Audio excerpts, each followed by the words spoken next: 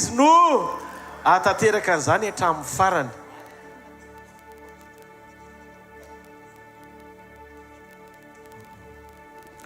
Eto ihany koa dia makasitraka sy maneho fitsaoana an'Andriamanitra sy fisaorana azy ngeza be tsika ny amin'ny fisiany reto mpanompon'Andriamanitra ireto atao amin'ny asa fanompoana izay miasa ho an'ny kolisy ihany koa sy tamaso ny rehetra moa samy manao daholo ihany fa anisan'ny tsy voalaza teto ireto olona anankiroa reto ary angatana mba handeha telo alohan'ny toriteny pastor miamina sy pastor aja mivady pastor miamina mivady pastor aja mivady vitan'i Jesosy io.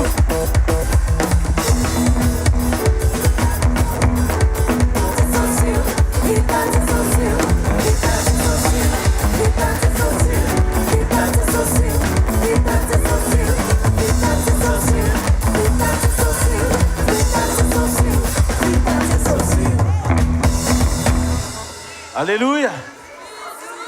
Bisous, bisous, bisous, bisous, bisous, bisous.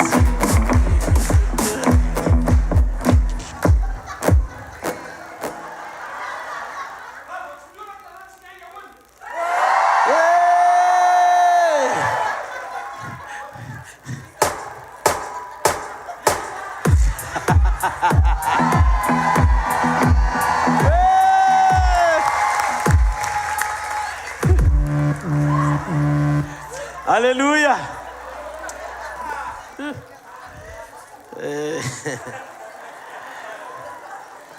Zao tadidio a. Zao tadidio. Ato amin'ny asa fanompony ity. Tena famille ianao. Tena tonga dia fianakaviana ray daholo tsika rehetrarehetra. Iray fomba, iray fo, iray fiainana amin'i Jesosy mandra-piaviny. Marina zany sa tsy marina e?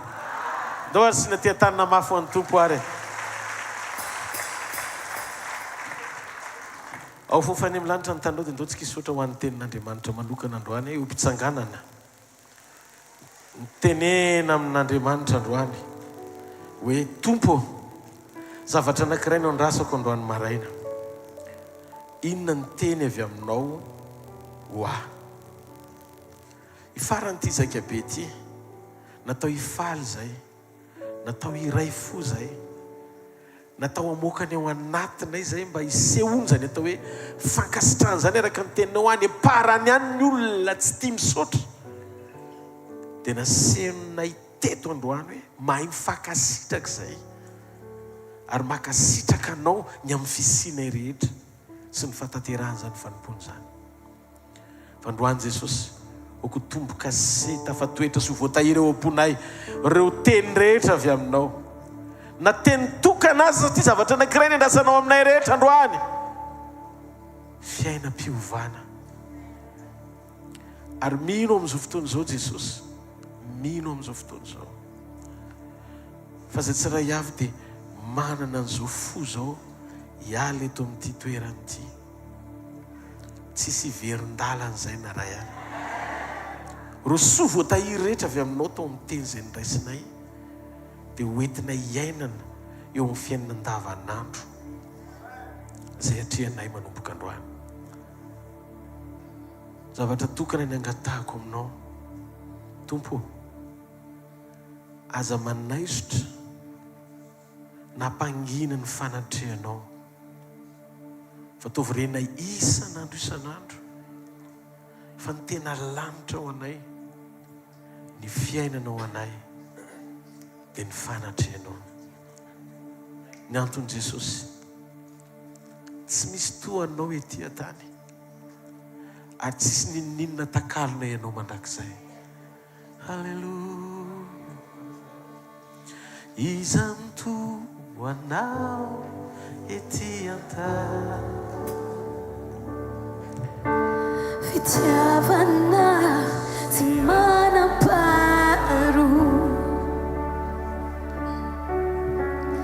tsy misy eto an-tany afa-po. Jesosy anao, le rano velona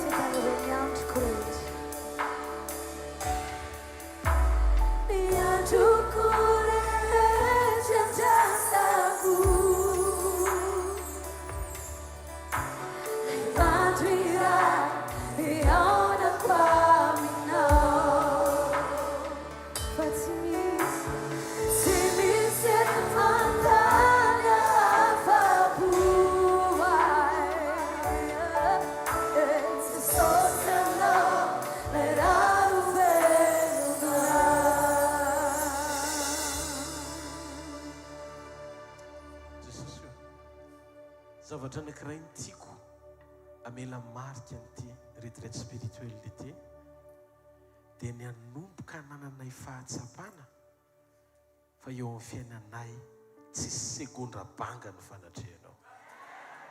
Naiza naiza misy anay rehefa tsapanay fa eo amin'ny fanatrehanao tsy hanao zavatra palahelo anao zay.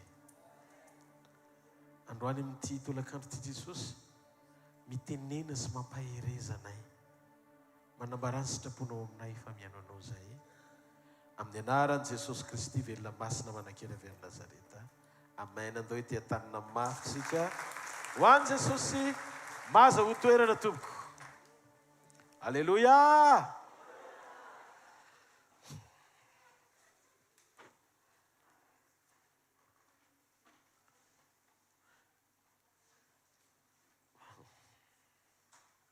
Androany maraina manokana dia hitondrantsika ao anatin'ny fotoana fondray ny amin'ny tenin'Andriamanitra nampitondraina ny lohateny hoe mahita any Kristy, mahita any Kristy amin'izay rehetra atao. Tenenino akaikinao mahita any Kristy amin'izay rehetra atao. Tiako fantatreo ry havana f'Andriamanitra dia mampianatra antsika ao anaty unité. Ito fomba fijery aminy, ito fomba fisainana aminy, mba ahafahantsika miatrika ny fiainantsika tsy amin'ny fomba hiatrehantsika azy fa amin'izay hiatrehan'Andriamanitra azy. Noana antsika hijery Luka 9 manomboka amin'ny 5:17 ka hatramin'ny 5:20. Ary nisy vehivavy anankiray narary na 12 taona izay efa nandany ny fananany rehetra tamin'ny mpanao fanafody maro nefa tsy nisy nahasitra anazy akory. Dia nakoa hivoan'i Jesosy raha vehivavy ka nanendry ny somotra viavy ny dambany ary niaraka tamin'izay dia nijanona ny aretany. Ary hoy Jesosy, iza moa nanendry ahy? Ary rehefa samy nandà izy rehetra dia hoy Petera sy ny namany, tompoko, ny vahoaka betsaka mifanetika manizina anao. Fa hoy Jesosy, nisy olona nanendry ahy fa fantatro fa nisy herin'ny voaka avy tamiko.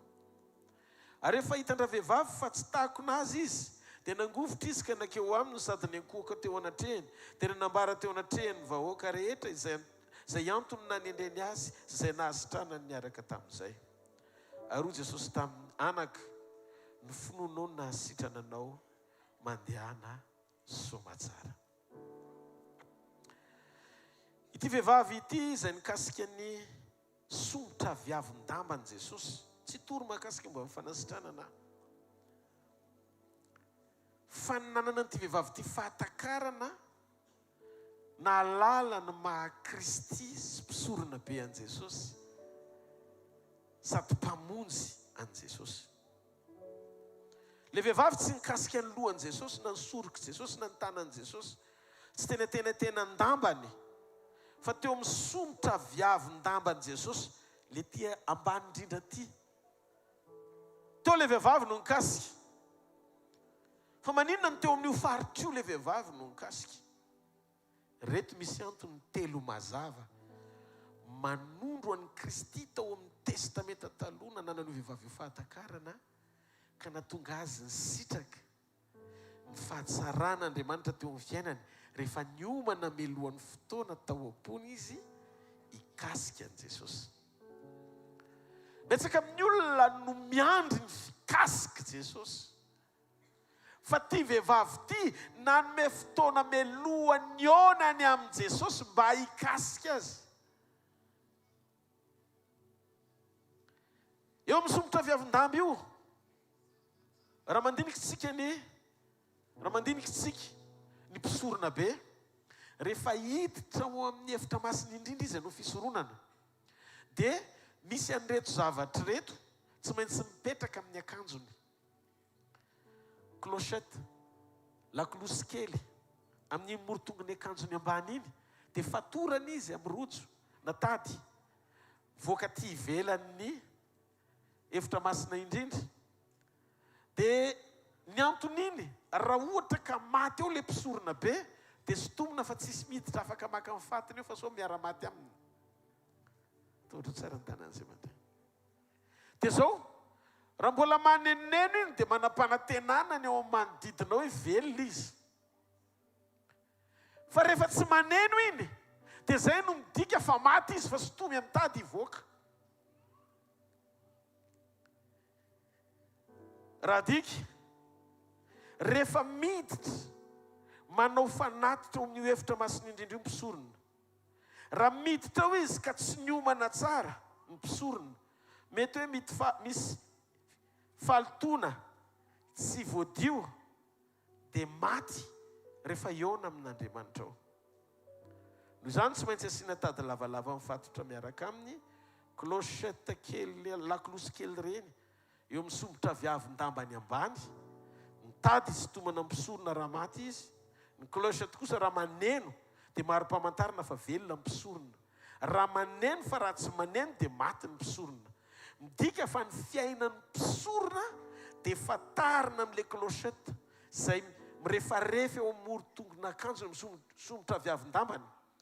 Zay no mahatonga ny rahavehivavy naka teo amin'ilay somotra viavin-dambany Jesosy, satria Jesosy mpisorona be maty teo amin'ny toerany sy ny kapohana teo amin'ny toerany.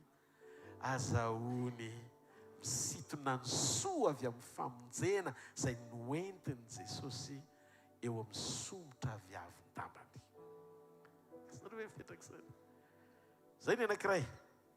Ny anankiray faharoa, misy tena amin'ny Salamo 7:30. Salamo 7:30. Alleluia. Salamo 7:30. Mety antsika tsy anjery fa lao tena hoe ovakitsika arak'izay le izy. Amen. Ny andiny voalohany. Firana fiakarana taon'i Davida. Endre tsara sady mahafinaritra raha ny mpirahalany miara-monina.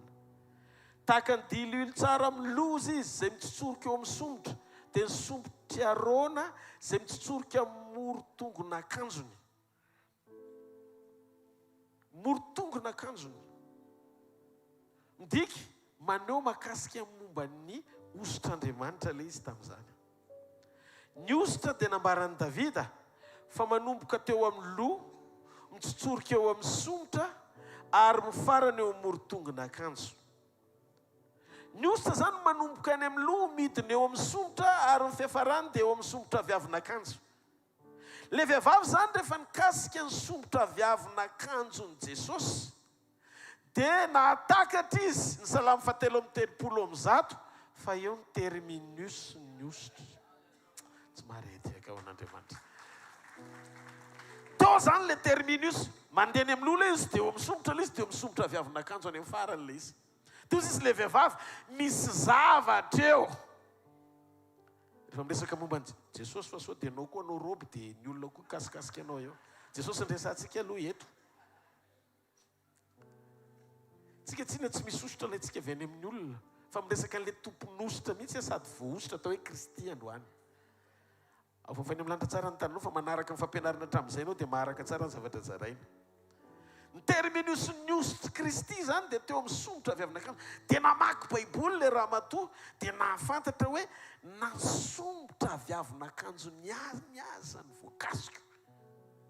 Dia ho sitrana. Ny valeur tiako avoaka ao anatin'ilay message na afatra androany maraina dia ny sokafan'ny masonao amin'ny zavatra rehetra izay ataonao, ahitanao ny révélation du Christ.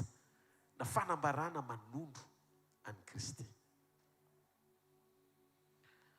Raha manomboka zany miainga avy any amin'ny loha, ny ositra Jesosy, ny fatakaran'ilay vehivavy azy, rehefa namaky ny Salamo 7:30 izy, dia mandeha eo amin'ny somotrany, dia mifarana any amin'ny moro-tongotra akanjony.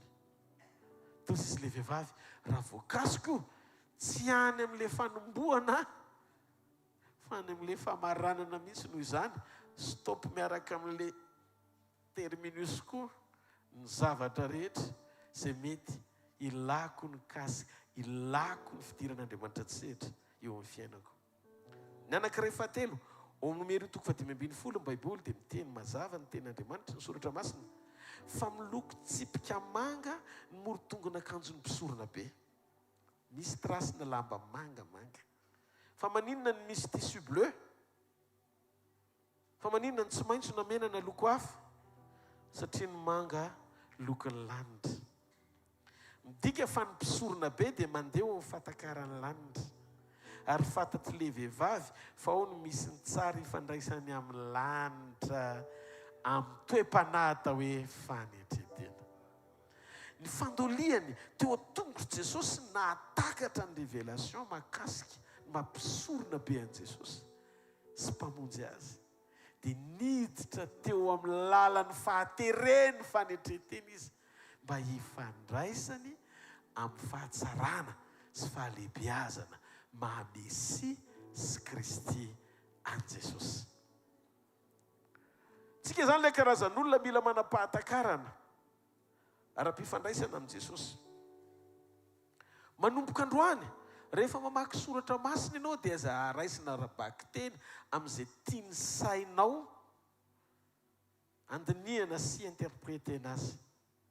Fa manomboka androany rehefa misokatra amin'ny testamenta taloha dia mila hitanao ao Kristy satria tandindo ny fiaviany sy ny nahatongavany hamonjy ny testamenta taloha. Zany hoe mahatonga antsika mandeha lalina ao anaty fahatakarana mba tsy ho diso fiankofana. Satria ny fiankofanao raha mivily amin'ny fiantsonao anarana hafa amin'izay apahany alitara hafa ny zaraiko teto omaly. Dia lasa nompo sampy ianao satria tsy alitaran'ny Mosesy mihitsy ny natao anao, fa ny alitaran'ny Mosesy ho an'ny Jiosy mbola tsy nandray famonjena fa miandry Mesia.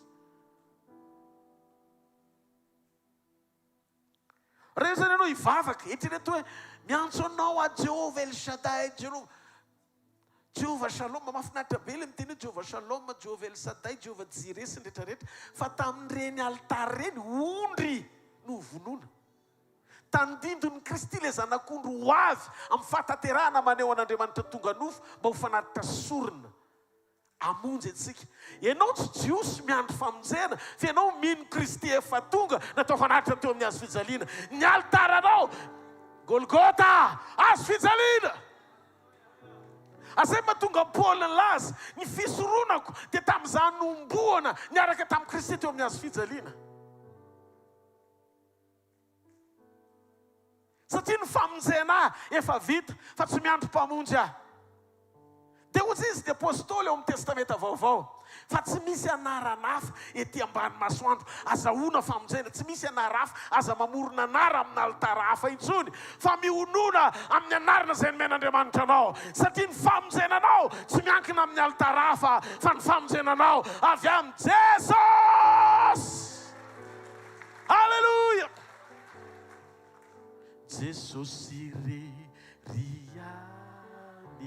filazantsara soa nentin'ireo mpanompo torina aminao aizina vokoa izao rehetra izao. Dia jereo ny eo akaikinao nefa eny mazava sady tondroa izy naposaka mina. Alleluia. Andao antsika jery tantaram-piainan'olona anankiray ao amin'ny Genesis 5:20. Abrahama no anarany. Andriamanitra rehefa miresaka amin'ny olona, zay no resantsika lesona kely.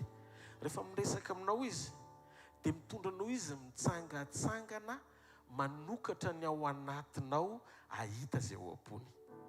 Zay no mahatonga amin'ny fifandraisantsika amin'Andriamanitra. Tsy relation fa communion. Ndao mazavaiko kely. Tsy eo miresaka aminao izy mampafantatra anao fa mahay zavatra rehetra. Tsy zay no mamaiky an'Andriamanitra. Fa miresaka aminao izy anokatra ny ao anatinao, alala ny ao anatiny. Ndao ny vakiko tsika kely. Zay no masarobidy ny toe-panahy sy ny toe-po. Omihoatra lavitra no fikatsahanao azy Andriamanitra mahefa ny zavatra rehetra azy. Satria ty resaka ty tsy miankina amin'ny zavatra iny atao, fa miankina amin'ny fifandraisany sy fiombonany aminao. Genesis tonga dia 2:1-9. Haleluya. Resadresaky i Abrahama sy Jesosy. Rehefa afaka izany dia tonga tamin'ny Abrahama ny teny Jehovah tamin'ny fahitana ka nanao hoe aza matahotra ry Abrahama. Tonga dia niteny izy hoe ianao zany hitako matahotra, hitako mitebiteby, hitako be fanahiana. Fa za te hiteny aminao hoe aza matahotra ianao. Zay koa no afatra androany maraina, ianao io aza matahotra zany. Amen. Zao ozy izy no ampingy anao sy valim-pity lehibe indrindra ho anao. Valim-pity lehibe indrindra sy ampingy antsika dia iza Andriamanitra Jesosy. Ary Abrahama, Jehovah Tompo, mivoaka amin'izay mantsy tena marina ilay lazainy Tompo. Resaka hafa ny tenen'ny Tompo taminy hoe aza matahotra, tena voakany amin'izay ilay tahotra. Ary Abrahama, Jehovah Tompo, inona no menao ahy? Fa zany hoe mandroso fahanterany nefa tsy mananjanaka. Ary ny tompony ady ilay Eliezer avy any Damaskosy, izay mpanompony Abrahama. Ary koa i Abrahama, indry za tsy menao faramandimby, ka indry ny anankiray amin'ny ato antranoko no andova ahy. Ary indro ny tenin'i Jehovah tonga tamin'ny Abrahama, tsy andovanao zany fa izay nateraka ao, dia izy no andovanao. Dia nitondra azy nivoaka teo ivelan'ny lahy Jehovah, ka nanao hoe jereo angeny lanitra ka isao ny kitany raha mahisa azy ianao. Dia hoy izy taminy ho tahaka izany ny taranakao. Ary nino an' Jehovah izy ka dia nisaina ho fahamarinana izany. Inona moa ny zavatra nataon'Andriamanitra tamin'ny Abrahama? Fanontaniana napetrako tamin'Andriamanitra ao anatin'io teny io dia zao hoe fangamo Abrahama mbola tsy nahita kitana mihitsy sa tsy mbola nisy fotoana mba niezaky nijery dia nanisy fa tsy vita ny manisy azy. Tsy efa nahita ve Abrahama fa eto Andriamanitra nitondra azy amin'ny fijery vaovao tamin'ny zavatra efa hitany teo aloha kanefa tsy nifantohany. Misy zavatra tsy azonao le izy. Misy zavatra tokony tena hoe attentionne tsara ianao eo am-pamakiana tenin'Andriamanitra. Efa nahita Abrahama fa eto Andriamanitra mitondra ny Abrahama ho amin'ny fijery vaovao. Aorianany ty retraite spirituelle ty. Mety efa nisy zavatra niainanao teo aloha fa vokatry ny fahamarinany teny izay voarainao, anokatra ny visionao Andriamanitra amin'ny fahalalana azy fahendrena izay nomeny ao am-ponao nandritra ny la retraite, ahafahanao mitondra ny mason'Andriamanitra miatrika ny zavatra efa hitanao fa tsy nahoanao loatra. Zavatra efa hitany Abrahama teo aloha ihany no nitondran'Andriamanitra azy. Noentin'Andriamanitra Abrahama tsy mijery amin'izay efa hitany hatramin'izay, fa noentiny miakatra hijery amin'ny fomba fijeriny, miatrika izay zavatra efa hitany. Ao amin'ny fijery vaovao. Zany no atao hoe révélation. Zany no atao hoe révélation. Ianao mety misy fotoana mampiasa masonao voafetra, misy zavatra mampametra-panontanianao hoe tsy vita. Amin'ny fomba ahoana ohatrany hoe olona manisakitany ianao miatrika amin'ny fiainana. Fosy Andriamanitra tsy le fahitanao fa le fanekenao ny fidirako an-tsehatra hitondrako anao amin'ny fomba vaovao, anokafako ny masonao ahita izay hitako. Amin'ny fanokafako ny masonao ahita izay hitako, fa tsy afaka hisokatra ny masonao raha tsy mandre amin'ny teny aminao hoe andao ho tantanako amin'Andriamanitra. Direction aloha vao manifestation.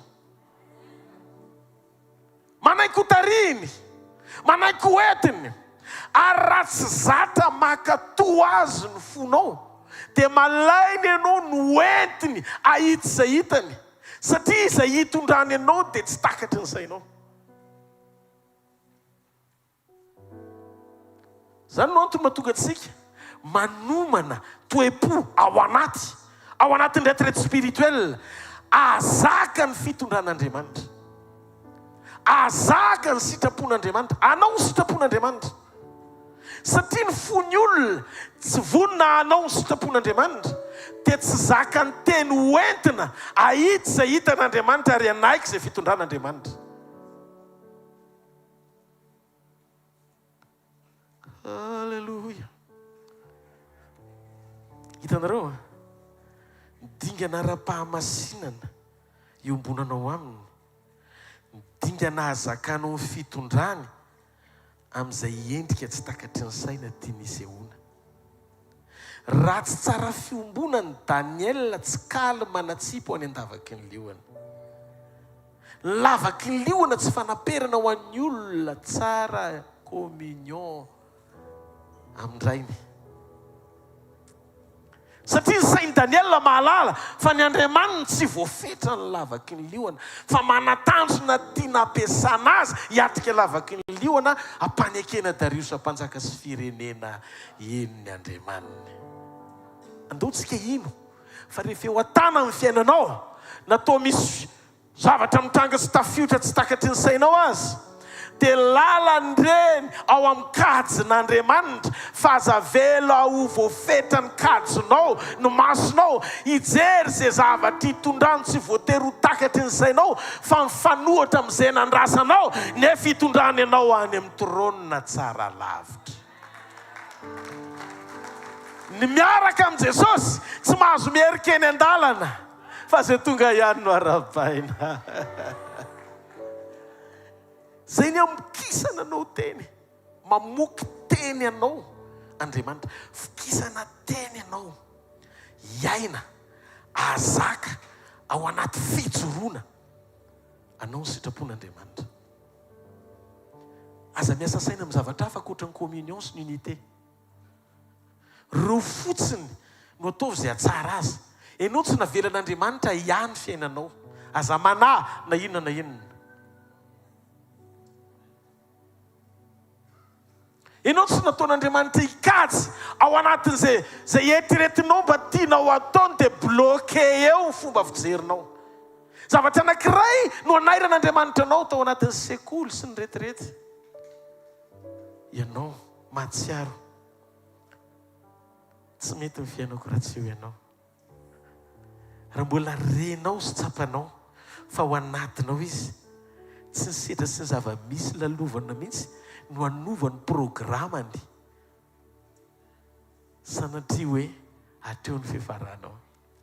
Fa raha miray amiko ianareo izy unité ka mitoetra ao anatinareo ny teniko dia angatao zay tianareo ninonninona fa ho tonga aminareo zany. Zany hoe ninonninona angatahan'ny olona tsara fiombonana amin'Andriamanitra zany tsisy resaka mihitsy hoe nofinao ny anokatra amin'ny vavana hoe tenana paoma dia paoma tompo mena. Tsy nofo le izy fa ara-panahy le izy. Misy zavatra zany rehefa mifankahita sy miombona am-panahy amin'Andriamanitra ianao tsy afaka mandaha Andriamanitra. Midika fa tsy ny zavatra mangeja sy ny zavatra ilaina sy ny zavatra manahirana ny sakana amin'Andriamanitra ny tsy hanatanteraka sy hanomenao an'izany rehefa tery ianao. Fa zao tsy ao amin'ny fahaterenao ny anokafanao amin'ny vavanao fa amin'ny fahatakarana ara-piombonana amin'Andriamanitra atonga an'Andriamanitra tsy afaka handà ninonninona satria iray aminy ianao. Eo Andriamanitra mampiampita ny ataony ao anaty fijery no antsika. Maneho amintsika fa ilay fahitana teo aloha izay iantsony antsika manokatra masontsika iny, tsika nanokatra masontsika hijery an'ilay izy. Fa Andriamanitra nanova an'iny efa hitantsika tsy dia nahoantsika iny amin'izay ho amin'ny fitantanana antsika miaraka aminy ahita izay hitany mahakasika ny destin-ntsika na ny anjara voatendritsika. Dia inona ny zavatra nisy hozy izy ianao? Zao ny zavatra nisy hozy Andriamanitra tamin'ny Abrahama. Jereo any ankitany e, mahisa azy ve ianao? Tozy Andriamanitra ohatran'io ny taranakao. Tozy izy Abrahama tena tsisy hidirany tamin'le zavatra nieritreretiko mihitsy le zavatra nitondrany ahy. Tsisy hidirana misy zavatra tsy hitanao le izy. Fa tsy maintsy ho tanteraka le izy mifanaraka amin'ny zavatra nilazainy. Ny ao am-pon'Andriamanitra sy ny maha-izy azy dia azo tarafina amin'ny zavatra nataony. Lesona anankiray koa zay. Ny ao am-pon'Andriamanitra sy ny maha-izy azy dia azo tarafina amin'ny zavatra nataony. Ohatra, inona ny famantarana sy fahagagana nataon'i Jesosy voalohany? Namadika ny rano ho divay. Mahatsangana ny tany hoe tena zay ny fahamarinana hozy izy ny ten'Andriamanitra. ao ireo asa mahagaga nataony teto an-tanyreo dia maneho ny programmany sy ny mahizy azy eo amin'ny olombelona, maneho fanambarana sy révélation mifamatotra amin'ny natiorany sy ny fiainany. Ahoana moa zany? Raha fahagagana voalohany na novan'ny rano divay dia aza mifantoka amin'ny vokatra toy ny hoe rano lasa divay ianao, fa ndeha mifantoka amin'ilay mpanao fahagagana atao hoe Jesosy Kristy. Jereo fa io asa nataony io dia mifamatotra amin'ny natiorany. Rehefa nanovan'ny rano tonga divay Jesosy dia azo antoka fa Andriamanitra zany dia Andriamanitra mpanova tsy miova. Andriamanitra transformateur izy, mpanova izy. Ary azo antoka ny fanovany ianao miainga amin'izay endrika heveranao fa ratsy nisy ianao teo aloha, tsisy idirany mihitsy ny tsirony rano sy ny tsirony divay. Fa rehefa niditra tsehatra Jesosy le rano matsatso ny lasa nisy tsirony. Aza mana ny fiainanao amin'izay tany isy ianao mialohan'ny la retraite. Fa raha tena Andriamanitra niona taminao teto amin'ity vohatra ity, le nanova ny rano ho divay, afaka novanao hiala avy any amin'izay faharatsiana nisy ianao ho tonga fiainana misy tsirony sy fahatsarana ao amin'ny sitrapony amin'ny anaran'i Jesosy. Tsy maharetehaka ao an'Andriamanitra. Hitanareo le izy tsy any amin'ilay hoe miracle, fa le izy any amin'ilay le Andriamanitra atao hoe Jesosy. Ianao rehefa mifankahita amin'ny fanatrehana dia tokony halala azy. Eo amin'ny toerana izay misy an' Jesosy, ny alohany namadian'ny rano tonga divay, izay olana atao amin'ilay fampakaram-bady eny e. Niara-ny asa tamin'ny mpanompo no manina sy nanirahana olona. Mpanompo atao hoe Maria, anomana azy. Ireo mpanompo ireo anana toe-po. Anana inona hoe? Anana inona hoe? Anana inona hoe? Inona le toe-po nanomanina andreo olon'ireo? Fankatoavana. Avy any Maria, atao fotsiny enoy izay teneniny dia ataovy izay asainy ataonareo.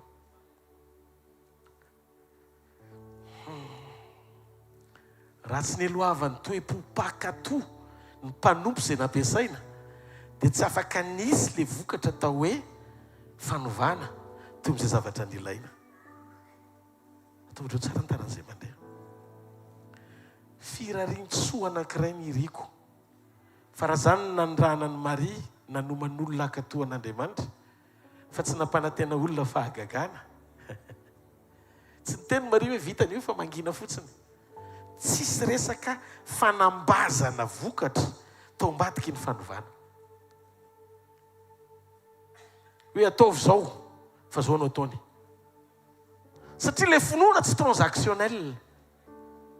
Hoe rehefa manao an'izao Andriamanitra dia manao an'izao dia manao an'izao Andriamanitra. Tsy izay le izy. Tsy zany ny zavatra saina toriana. Fa ny toriteny tsara indrindra ny entiny Maria nampihoana fotsiny izy amin'ilay mpanompo. Ataovy izay asainy ataonareo. Izay fotsiny. Makatoavy azy. Fa tsisy tohiny ao anatin'io jona toko faharoa io hoe fa raha vao ianareo no makato azy io dia ho hitanareo fa tsisy dikany aminy fanetranonay joro vavolombelona kely tao an-tranonay zany tena tsisy siramamy.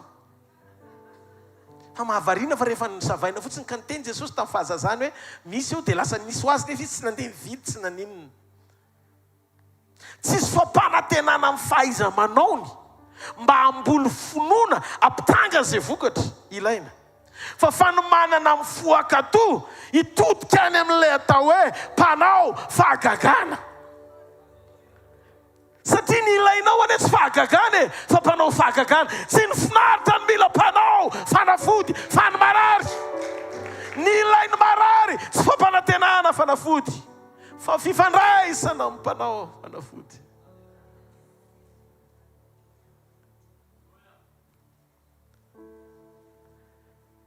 Jesu no anjara soa zay mahafapotoko so tsy manamparo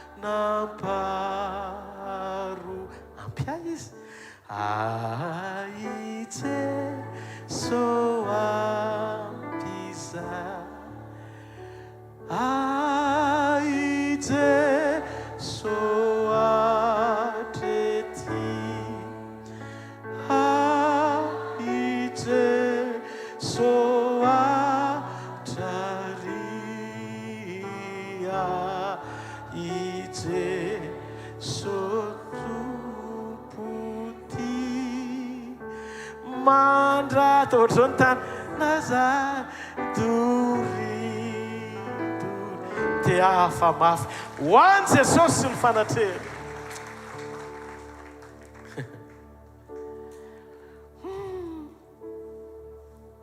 Aza mifantoka amin'ny vokatra ohatra ny rano lasa divay, fa ndeha mifantoka amin'ilay mpanao fahagagana hanomana ny fo akato izay lazainy. Ny fahagagana tsy katsahana fa manaraka ho an'izay mpakato.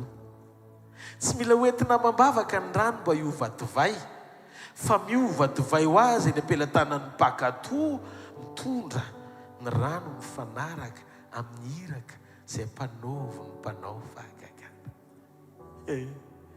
Rehefa ianao manomana ny fonao akato, mety zavatra tsy takatry ny sainao ny ampanovony ianao, fa tonga saina ny rano mivadika divay, fa tsy mila hoentina mambavaka eny ampelantanan'ny olona tonga saina amotsitra ny tsy fankatoavany hiverina ho amin'ny fankatoavana an'Andriamanitra. Farana ny la retraite androany, fa tovy manomboka ny fifantohanao ao amina toe-po vonona mandrakariva ny aino sy akato azy. Petera rehefa tonga atao amin'ny lakany, Petera hatramin'ny efa bongo maso, nresaka Jesosy tsisy fampanantenana trondrona kely aza. Petera, afaka metsambokely ho tsangonao ve ako? Diso Petera, mandrosoa Jesosy tonga soa ianao, vitanao fa vidy io. Na nasarato, na nintsana andreo boatina oro tasototra akondro rehetra ho an'izay mpanarato namana nandritry ny alina fa tsy nazo neninenina. Dia Jesosy tsy niteny taminy zao ame ho afotsiny ho ampiasaiko ny sambokely fa rehefa avy eo vakeo kosa aloha ny Baiboly fa tsisy an'izany eo na kely azy, tsy nampanantena mihitsy izy ny vokatra ao aoriana. Teo mpanaovana toritena izy, Petera efa manoka foana satria nandritry ny alina ny tsy natory. Maika ody mba haka toromaso fa tsy maintsy miaritra satria napindrana lakana vida. Olona tsy nampanantena akory. Zany mahatonga ny filazantsara tsy miompana amin'ny fampanantenana ny zavatra ilaina, fa fampanekena ny fo akato izay asain'Andriamanitra atao. Niditra tao Jesosy, nga izy tonga dia mivantana tamin'ny Petera hoe misaotra anao. Toriany aloha ny teny tamin'ny olona, vita ny toriteny. Todika tamin'ny Petera amin'izay izy, Petera, mbola ovy ianao? Ndana mandroso amin'ny lalindalina kokoa. Dia nandeha, dia arotsainy ratona. Dia hoy izy Petera, zany pro e, tsy fotoana antsony zao. Kozy Jesosy, zay fotsiny fa tsy naveriny indroa. Nakato amin'izay ny ianao lahy, noho ny amin'ny tenina. Ny teninao andriamanitro dia fa vitay afandehibe. Ny teninao andesy lahatra,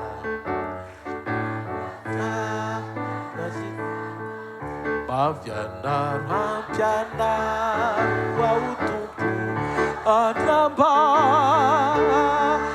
ny fitiavanao, anompo anao andriamanitro, isambatrao raha eo anila.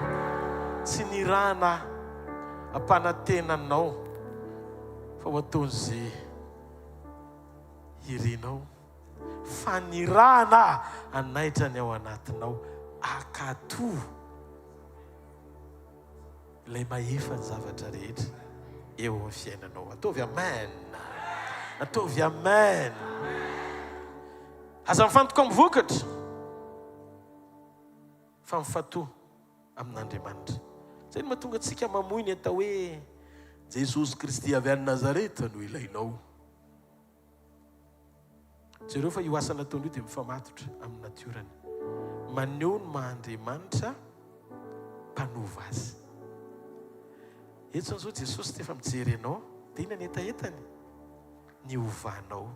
Ho karazan'olona mifanaraka amin'ny sitrapony azo antoka ny fanovany anao miaingy amin'izay endrika heverinao fa tsy nety nisy ianao teo aloha. Na ianao ary ny olona faran'izay ratsy indrindra, matsatso ny fiantsonanao satria tsy ahitana tsirony mihitsy ny toim-ponao ohatry ny rano. Rehefa vita retrete koa mandray teny eo ianao akato, lasa divay mamy eo amin'ny fiarahamonina ianao. Alleluia! Ohatry ny mahitanao zany aho hoe zavoka ilaina atao lasary, atao entrée. Mantamanta ny nidiranao teto fa naotrika atao amin'ny la retraite ianao ary azo arosany ambony vile isitrany hafa ny tsironao. Tsy mahareteka ao an'Andriamanitra. Misy fotoan'Andriamanitra rehefa miteny nafinaritra hatramin'izay manome fanoharana tsara foana ho an'ny Maria raha oharina amin'ny Marta. Fandroany mba hanome doka kely amin'ny Marta fa nisy zavatra tsara nanahitra mba nataony rehefa niresaka tamin'i Jesosy io amin'ny Jauna 2:20. Ozy izy Marta vao nahitan'i Jesosy teny an-dalana nitsena azy. Mpampianatra, raha teto ianao tsy maty ny anadahako. Dia ozy Jesosy tsy maty ny anadahako, hitsangana ny anadahanao. Iny fantatro ihany fa hitsangana izy amin'ny fitsanganany tena maty. Maria, mino va ianao fa izaho no fananganana sy fiainana. Teo amin'izay ihany tonga saina alina hoe tsy mitovy mihitsy ilay atao hoe mpanangana sy ilay atao hoe fananganana. Jesosy tsy mpanangana fa Jesosy mihitsy ny fananganana. Inona ny mahasamy hafa andreo? Ny mpanangana nomena don, fanomezam-pahasoavana, fa ny fananganana tsy don. Fa personne, izy mihitsy no atao hoe fananganana. Dia nanontany an'i Jesosy inona ny différence andreo zavatra anankiroa ireo ao amin'ny teninao mba hanairaka ny mpino hiankina aminao fa tsy hiankina amin'ny vokatra araka ny teninao, mafeno fepetra ny fanatrehanao amenao anatin'ny fony rehefa vita ny retrete. Tsy azon'ny Maria le hoe, tsy azon'ny Marta le hoe zaho ny fananganana sy fiainana. Fa ny valian'ny Marta ihany le izy fa tsy tao an-tsainy hoe efa eo anie ny fananganany. Azavaiko kely, aza miketrona fa azavaiko kely. Tsy azon'ny Maria le izy, Marta le izy, satria Marta nietritra hoe zany fananganana zany any amin'ny andro farany, ary marina ny lazain'ny Marta. Satria ny tena mahafananganana ny Jesosy dia rehefa iverina izy hitsangana sy hivoaka daholo no maty. Zay no nampiavaka azy amin'ny Elisy izay nampiasaina rehetra. Ny olona nampiasainy ho mpanangana dia tsy afaka hanangana ny olona rehetra fa izay nandrahana azy ihany. Fa ny fananganana afaka hanangana ny olona rehetra amin'ny fotoana anankiray izay tianao hitsangana. Ny décision mpananganana ho amin'ny mpanangana miandry ny fananganana niraka azy. Fa ny décision anana ny fananganana sy fiainana, izy mihitsy manapa-kevitra araka ny sitrapony hanangana izay tianao hitsangana.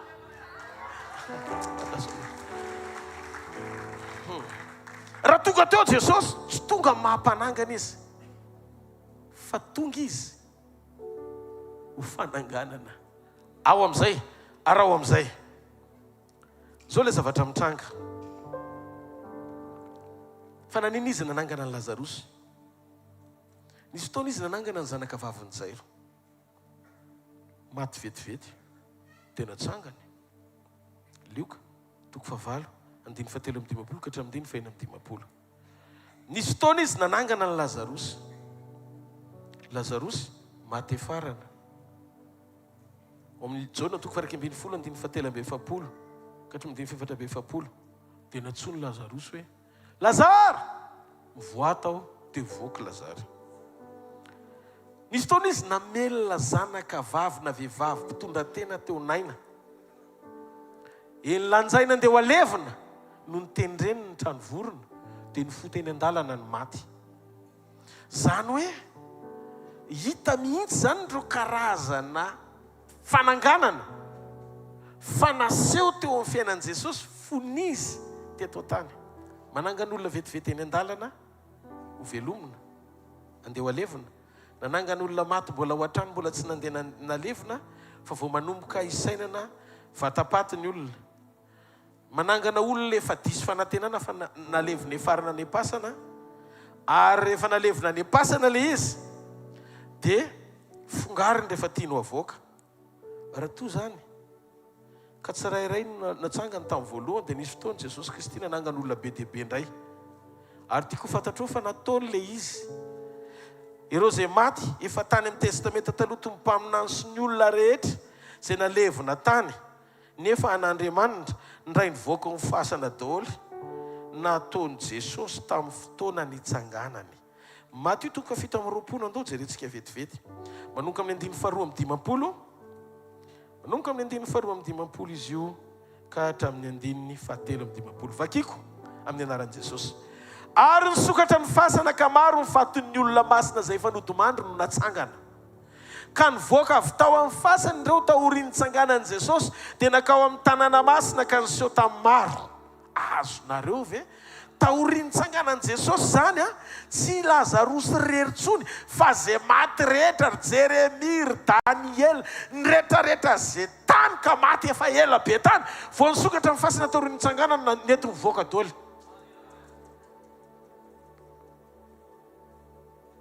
Tsy azo martaka ilay atao hoe fananganana. Fa ilay atao hoe fananganana dia izy mihitsy ny fananganana. Ianao zany tsy natao hiandrandra fahavelomana raha tsy manana n'ilay fananganana. Noho izany ilay fananganana ao anatinao ny fanantenana hanangana anao. Amin'ny fotoana iverenany. Raha ny teny izy izany fananganana sy fiainana mila mahazo antoka ianao dia ny androany fiangonanao. Fa raha miteny Jesosy hoe hiverina izy ary ny maty rehetra dia hivoaka amin'ny fasana. Halleluja! Ovana hitafo tsy fahalovana. Tsy ianao ny premier essai. Tamin'izy teto tany natombo ilay fananganana amin'ny olona vitsivitsy. Fa tamin'izy nitsangana tamin'ny maty efa natomboka ilay fananganana. Tsy maty ray fa izay maty tany aloha rehetra efa navoakany. Ary nampananteny izy fa amin'ny taona iverenany any amin'ny raha lanitra no maty ao amin'ny tompo dia hitsangana hivoaka amin'ny fasana daholo. Ary velona sisa dia ovana hitafo tsy fahalovana vetivety. Indray mpimaso. Zany ka iny mahatonga azy miteny hoe zany fananganana. Jesosy nihiky nioraka izy amin'ny andiny faharoa amin'ny dimapolo ary tsokatra amin'ny fasana dia maro ny fatin'ny olona masina izay efa nodomandry no nitsangana. Andiny faha 1 amin'ny dimapolo ary nytao amin'ny efitra andraso aloha vetivety. Ary rehefa niantso tamin'ny feo mahery indray Jesosy dia nanolotra ny fanahany. Izy nika mafy be ny notra ny fanahany ny lamba tany amin'ny efitra masina indrindra nitritra. Voaka amin'ny fasana nandehandeha amin'izay ry Jeremia taorian'ny fitsanganany. Azonao ve ny dikan'izany? Jesosy tsy mpanangana maty fa izy mihitsy ny fananganana sy fiainana. Fa maninona izy ny mandalo ho amin'ny fananganana ny olona tsiraray avy ny lasa nanangana olona maro tampoka. Ary nampananteny izy fa te hizara amintsika fa manaitra anao izy hiomana fa amin'ny fotoam-pampakarany io dia ho maro sy mihoatra ny maty atsangany. Ary ireo olona masina ninondrehetra ka nandray azy tao anaty fiaretana no andreny feon'ny trompetra sy ny feon'ny arkanjelin'Andriamanitra. Raha ny fiorany azy reny maty any am-pasana miomana mba ho atsangana tamin'izy teto ambonin'ny tany. Ary taorian'ny fitsanganany tsy maintsy niara-mivoaka niaraka taminy reo maty tany aloha rehetra ka nino an'Andriamanitra nefa niandro famonjena. Fa ianao olona manana ny Kristy ao anatinao, manana ny fanamasina mbola tsy niakatra aloha fa miandry manomana anao ho fiangonana tsy misy pentina na fiketronana.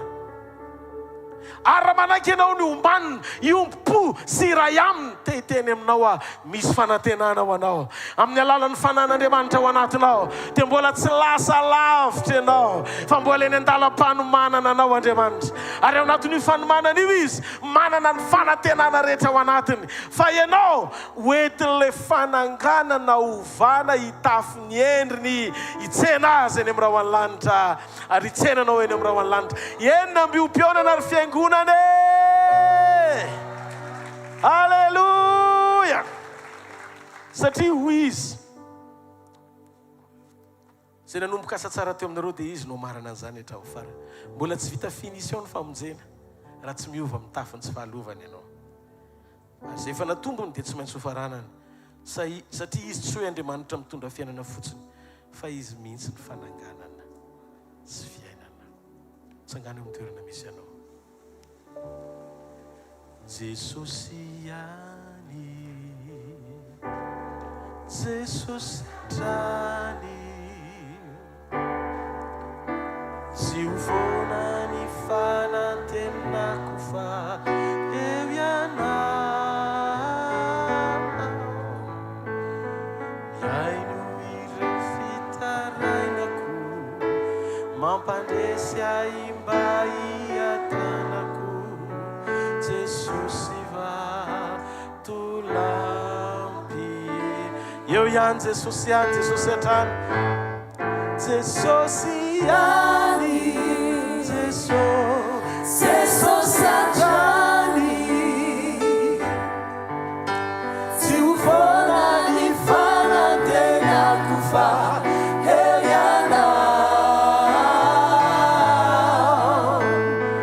miaino ireo fitarainako mampalena aimba iatanako Jesosy vatolampy eriko amin'izao fotoana izao dia mahatsapa atao anatiko hoe hivavaka manokana ho anao misy anankiray izay miaraka amintsika eto Jesosy no anarany fantany mihoatra ianao na tsy misokatra raha mivavanao matokino an'ity teny ity hoe izy rehefa tonga eo aminao totrao ny fomba firesany zanako na ny volondohanao aza vao isako aza miezaky ny amoaka hitaraina amin'ny tsy finoana toy ny mametraka Andriamanitra tsy mahalala ny mombanao fa ny révélation hitondran'Andriamanitra antsika dia manambara fa ho anaty fiombonana sy unité amin'Andriamanitra ny tanjony ho antsika manomboka androany mianara miaina ao anaty tsy fahazahonaina raha tsy miresaka aminy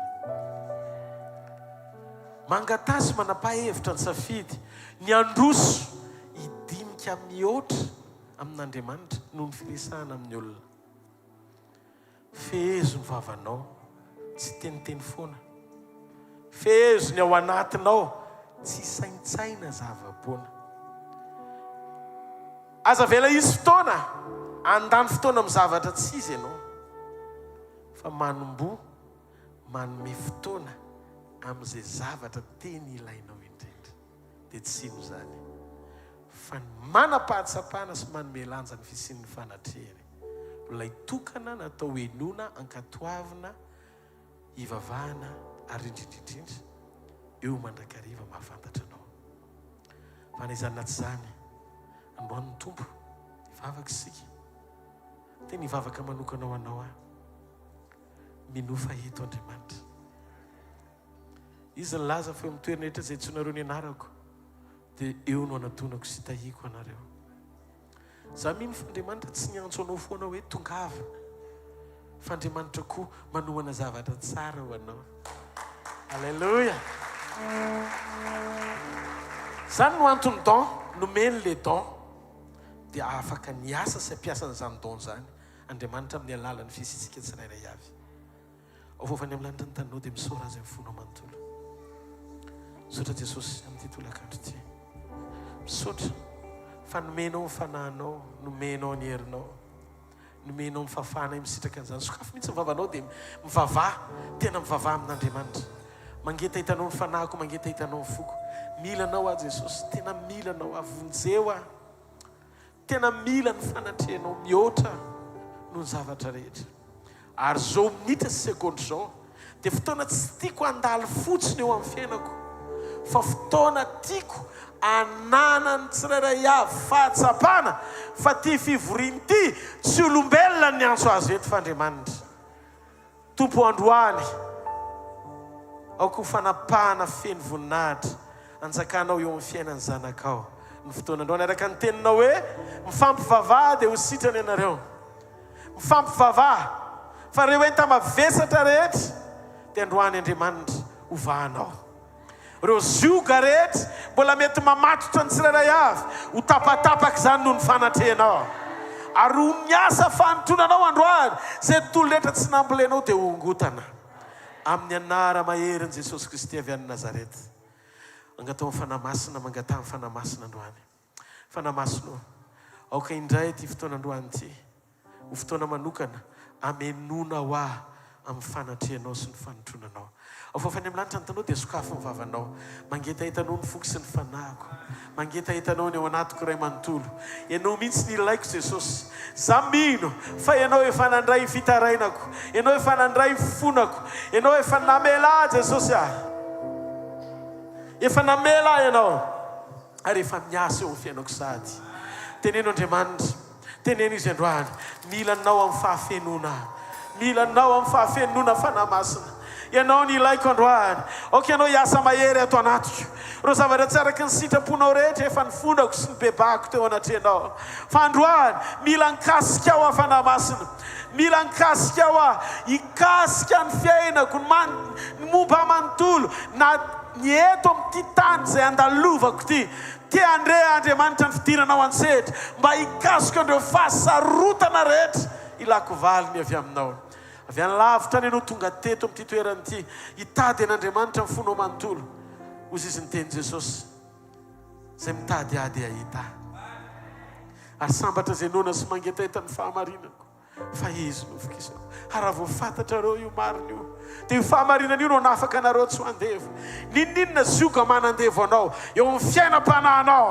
asandrato hovavako amin'izao fotoana izao delivreo amin'ny anaran'i Jesosy le izy teneno rehefa renao mihitsy hoe tsy tianao intsony dia teneno Andriamanitra miala amin'ny anaran'i Jesosy zay toetra zioga rehetra mamatotra tsy ampahazo aina amin'ny fiainam-panahinao talohany natongavanao teto tsy miara-mody aminao zany fa miala miaizitra manao fatao deliverance amin'ny anaran'i Jesosy araka ny teny Jesosy amoaka dia amin'ny amin'ny anarako izy miasa sy loto ny fako rehetra miala amin'ny anaran'i Jesosy miala amin'ny anaran'i Jesosy akorava Andriamanitra zay tsy nambolenao rehetra eo amin'ny fiainako ninninona tsy mampahazo ainanao zavatra tsy araka ny sitraponao hitanao fa tena sakana tsy mampahazo aina ny fahatsaranao eo amin'ny fiainako akorava zany amin'ity marain'ity raiso ny fanasitrananao raiso ny fanasitrananao amin'ny toe-panahy amin'ny toe-po tsy araka an'Andriamanitra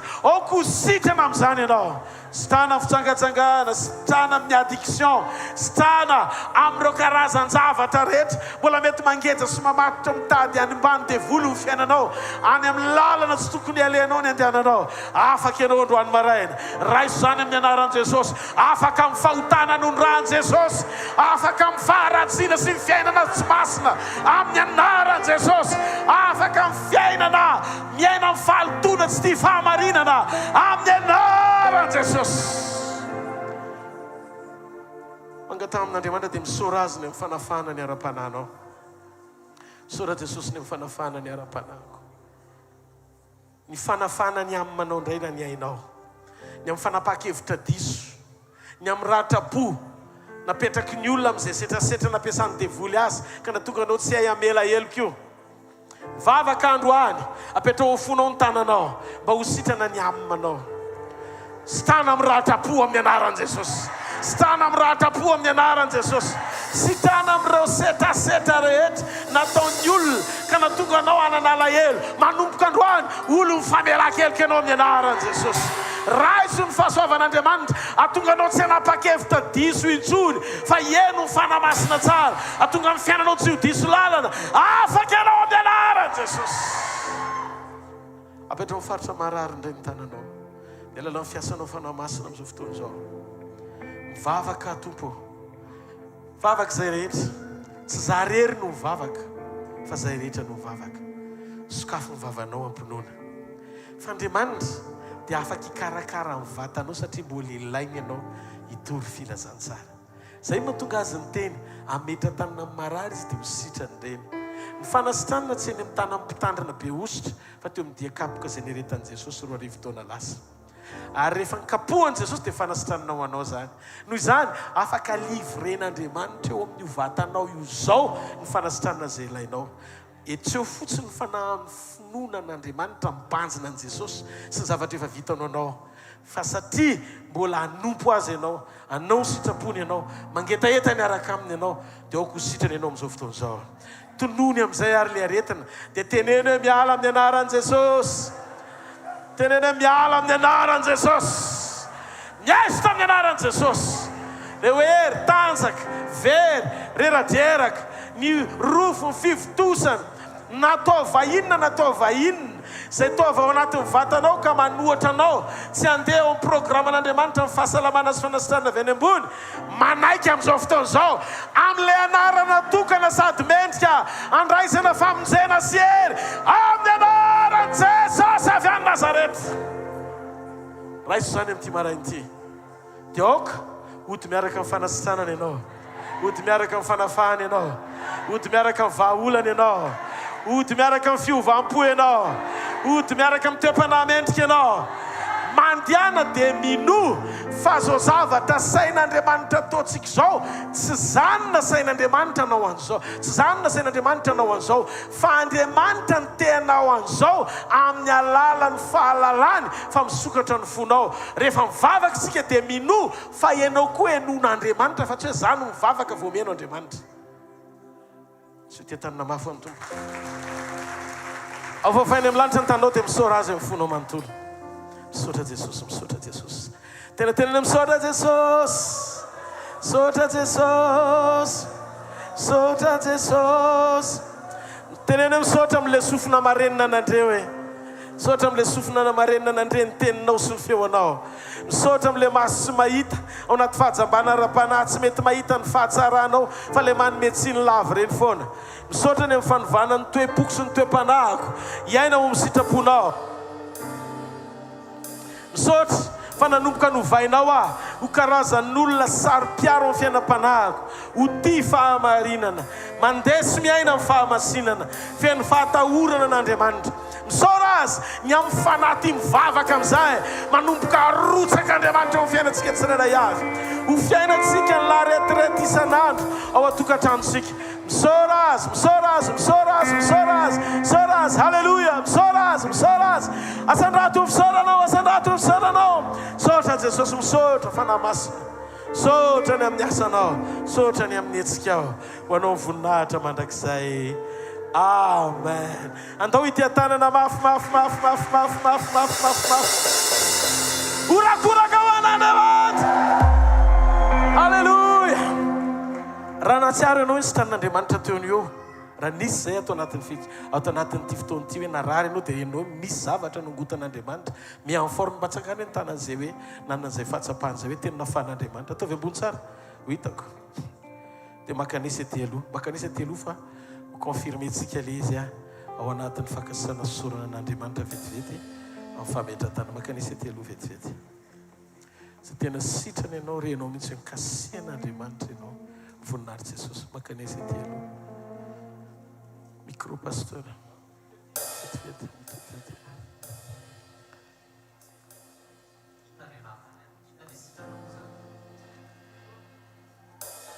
Hvkl mihitsy ny atao dia vita vavaka tao nefa tsy hanoko intsony le.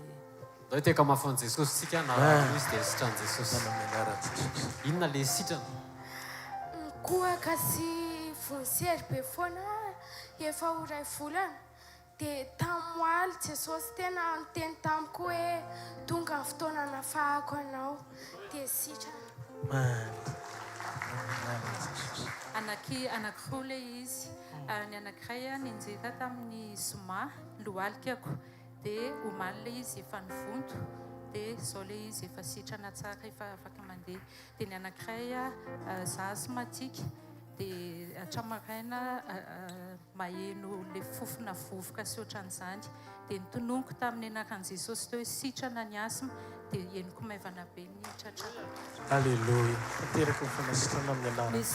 Nisy fiavaka be hatramaly dia reraka dia henoko be teo hoe afaka ilay izy. Niakatra tension be zaho omaly nijerevan'ny docteur lalaina mihitsy fa zao tena afaka sitrana. Narary nangorana ohatrany marary foana any amin'ny lamosiko any hatramina tongavako teo tena hoe manaintaina be mihitsy ny anatiko any fa rehefa tao anatin'ilay vavaka teo tena henoko mihitsy ohatra misy tanan'Andriamanitra manongotra n'ilay havizanana ny latiko any. Voninahitra ho an'i Jesosy. Lamosiko zany narary foana efa hatramaly dia afaka rehefa mivavahana teo dia ilay teo amin'lohana etiko misy ohatran'ny vonto manaintaina foana dia tena tsy henoko tsony izy. Voninahitra ho an'Andriamanitra fa nandray ny fanahy masina ilay nanomboka niditra teto fa ny olakolana amin'ny 3 sasany vao nahazo fanahy masina mipitsehan'ny fanahy masina. Nisy mpanompon'Andriamanitra niakaka nataoko tamiko dia nilazaiko ny nofoko taminy fa ozy ny teny vavao ianao dia vavao tokoa tompoko dia nanofo dia ahoana ozy ny natokavanao tato tamin'ny resaka nofo fa io pastera Rodolphe io efa hitako tamin'ny taona teo amin'ny 2007 tany ho any nisy nanao hoe miracle inona moa le rally de miracle teo amin'ny kianjan'ny Alarby dia efa zay efa tany amin'ny fiangonana le nisoratako tao anatin'le inscription iny dia avy eo maina misy teo vona tamin'izany za mbola zazaka-panahy dia hoe andao hoe mbo hijery an'izany rally zany dia nandeha dia vahoaka marobe no hitako dia le pastera tery amin'ny estrade teny daholo dia ny tena fo kely tsy ampirefy dia le miandrandra ohatr'izao hoe nijery dia ny tena hitako dia ozy wa ary pastera io no hafa indrindra fa nanao complet fotsy dia fotsy hatramin'ny kiraro ny hatramin'ny lobaka tamin'izany izy nefa fatako dia peta mialatsiny tompo raha nametraka anarana sironao hoe raha complet fotsy dia mialatsiny tompo fa zay mihitsy dia rehefa nandeha niasa dia mandeha dia miandro bus nandeha hiasa dia somary ohatry nitondrika teo amin'ilay area dia nisy afisy be indray nanao hoe rally de miracle dia nitodiako izy dia ay dia nisoratra teo ny anarany hoe izy Rodolphe Andrianda Andrianjato arivo ay dafiny arivo ay marina zany dia rehefa nijery le afisy sady miandro bus dia ozy hoe tia indray rally dia rehefa tonga ny fotoana manaraka dia nisy fotoana tadidiny angambany hoe tao amin'ilay fiangonana nasain'ilay pasteranay izy tamin'izay fa fotoana lehibe dia hitako izy nampisain'ilay pasteranay nitoriteny dia mbola le complet fotsy ihany nanaovany dia ozy hoe io indray raha complet dia ohatrany tsy dia nianoko aloha ny inony ty nitoriteny dia taty aoriana tena hoe voaingana mihitsy ny fa za efa nanala anazy tamin'izany dia rehefa le tamin'ny andro mamaivay be tamin'ny faraparany taona teo le teodra pirenena dia le hoe tsy miasa mpianatra ny mpiasa dia le mijanona ao an-trano fa bombabomba ny amin'ny anina dia nanaraka télé dia sady le eny radio dia sady le hoe mijery sary no mieny hoe zao ndray ny fandarana dia nahodiko ny radio dia tsy nentina azo mihitsy fa le radio ino ty 90.8 ny hoe dia ho tsy izany no tiako enona fa le hoe inona ny raha politika dia mbola tonga ihany kanjo tonga dia mifeoan'ny tadidiko dia ho hoe tsy tia fe zay ve le pastera le nitokotero tao amin'ny fiangonanay dia tonga zany incomplet fotsy dia nijanona dia nenoko tsara amin'izay dia teo izy no anina dia nanomboka nankafiziko amin'izay le radio dia ohatra misy an'izay isaky ny adiny iray le hoe temy manafaka fa ny ndraisiko le izy nataoko hoe paty matsiro salon na 3 minitra dia vonona dia nafinaritra anany ianao n'le izy fa nisy teo le tokoteny zany nanao hoe eto amin'ity amin'izao za miteny zao izy dia misy olona eto afaka za zany mbola tsy nalala an'le hoe aizy zany tokoteny zany 12 taona tsy miva dia tonga dia ohatrany hoe za mihitsy zany jesosy teny za fa nanina ary ako efa fantatro io paster io fa zao zany vao entinao ato dia nakany amin'le dia nalaiko ny renseignement dia nakany dia sady nijokojoko dia mipetraka teny amin'ny faraparany arina teny dia ka izy mbola tsy teo dia ozy hoe ohatrany tsy le paster io reo mitenindreo fa aiza sao dia diso adresy indray dia tonga foana kanjo izy tonga dia ozy sotra jesosy fa ty le paster endrasako fa mitoko teniny enoko fa tsy hoe le paster dia no nahazo hay-panahy be zany dia nandroso foana tena nandroso foana dia tonga amin'izao etaeta hoe hamonjy la retraite zao dia nilazaiko an'le mpiaraka natoko tamiko tao amin'ny fatoriana izany zay hoe nantania hoe inona zany mba antony natongavanao tato dia nanofy ary olona ohatra ny 3 volana lasa zay dia hitako zany paster tao amin'ny antsy mbola hitako izy fa tara tany amin'le toerana nandehanan'ny paster anay dia naneno ny lakilosy dia tonga dia tara dia nidina tamin'le taxibosy moa tonga dia vavadin'le fiangonanay dia ozy dia naneno le lakilosy dia niditra ako dia rehefa niditra dia ianao moa le vita volo saika tara marina dia tonga dia nikatona le varavarana za tafiditra dia hitako zany paster dia nijery to tsisy olona ao aminay mihitsy le mpivavaka nefa fiangonanay ho aty dia tasako paster nanondronondro hoe iny dia gagako hoe ahoana koa ary zany fa iza dia nitoditodika dia nitsangana le pasteranay ao anatin'le akanjo fotsy dia sady nijeny nga mbola misy tarany tonga dia avo be ny orana za zany tafiditra dia nitenyle ravavo hoe ina ho aky ny dikan'izany nofo zany dia ozy ny teniny za ozy tsy soseva za koa tsy danelina fa azokazoko fotsiny hoe ato zany ny ananganana nampakarana anao voninahitra an'Andriamanitra dia zay le fijoroana vavolombelona fa ny tena fanasitranana nazo anatiny le nitantaraiko an'le ravavy teo no gagabe ny teniny hoe ato zany ny fomba ampakarana anao dia tena faly aloha kanefa tena mbola nisy sotrika be tato hoe ahoana zany le sady zanako mihitsy izy io dia misy alahelo fa tamin'iny tonga dia votsitra hoe ahoana ny tafakatra fa ny zanako tsy tafakatra dia teo nandray mifanahy masina dia afaka fa votsitra namelanelony tanteraka dia za mify efa afaka izy any fa zany hoe sotra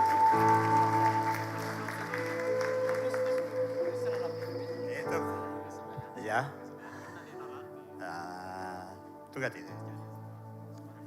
dia hoe toka avy hatrany le sy afesiko satria be dia be tokoa arak'le tenyle nanabavy teo ny tokony hijoroana vavolombelona fa ny maly sy ny androany natrehiko teto ny tonga dia hijoroka avy hatrany maly zany tena tsy amin'ny forme mihitsy za tsy dia misy amorahita fa ngama le nijorojoro elaela be dia ohatrany tratrany amorahita zany dia tsy afaka mihitsy tena natory foana mipetraka natory tsy nandeha tsy nanao ve zany alina fa tena natory dia tonga moa maraina dia zay rehefa ka ohatran'ny hafahafa be tsy azoko hoe ahoana aza zany ohatrany ohatrany tsy tetỳ ambony tany tsony fa ohatrany hafahafa be aho ohatrany maiva kely tsy azoko tsy haiko le izy fa ohatrany dia teo aho no saotran' Jesosy saotra Jesosy fa noho ny fitarianao aho dia tonga am'izao tonga dia tsy hitako tsony zany le morety tsy nisy tsony dia saka tamin'ny pastera hoe tsy fa zay nahazo anahy tonga teo indray dia mbola bandenina be mbola fanina be mbola niodikodina be mihitsy ohatrany tsy hitako manjavona dolo ny olona zay jerevako rehetrarehetra fa rehefa nandeha n'izay le toriteny nandeha n'izay le toriteny niraisiko tena niraisiko mazava be azy zao salama be azy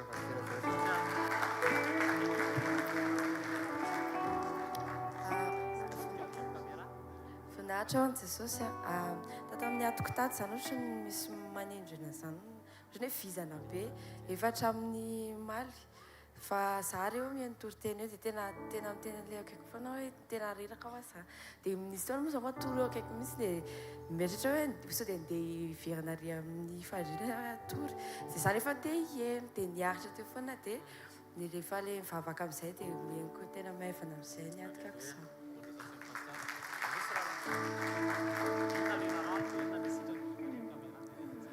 fiadanana za maly tsy haiko hoe aretin'aty ngamba le izy dia ohatrany somary nisy mivandivanditra zay teto dia tia moa ny nanakomako anazy fa efa nesoriko izy io afaka le izy voninahitra ho an' Jesosy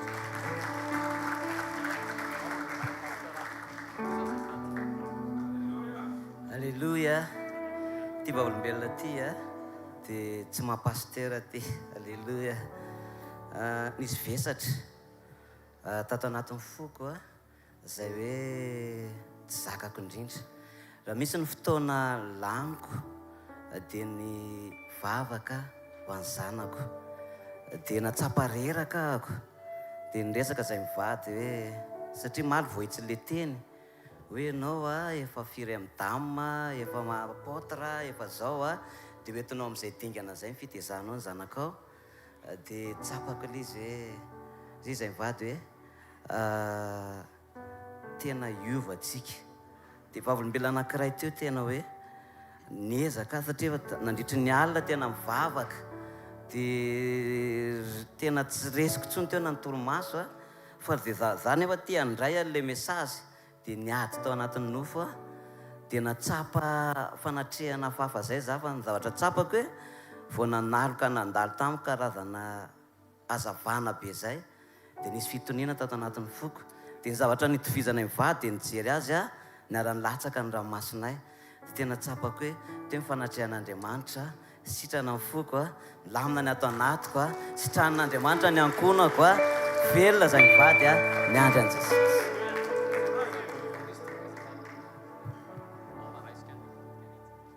voninahitra dia ho an'i Jesosy za zany hatratra mitoriteny roa andro zay dia za tsy dia ohatrany hoe misy vesatra foana atao alohana tongavako teto dia ohatrany hoe tsy dia mahay mamela heloka fa rehefa nandritran'izay roa andro zay dia ohatrany hoe tiako mifafa tato tsy haiko daholo izy rehetrarehetra tsisy tadidiko tsy dia mifaharoa manaraka indray alina ohatrany hoe nisy rivotra zany dia mamalatra ty alamosika ty dia maraina teo raha mbola ohatrany hoe tsy hotody eto fa ohatrany hoe te hidaboka zany foana dia nisy n'le trano tao aminay tena hoe soromenaka dia ny anahy zany ohatrany hoe tsy dia mamaika mihitsy le fanafody lony hatreto dia tsy ohatrany tsy dia nahataitra dia rehefa avy eo le mivavaka tao anatiny le vavaka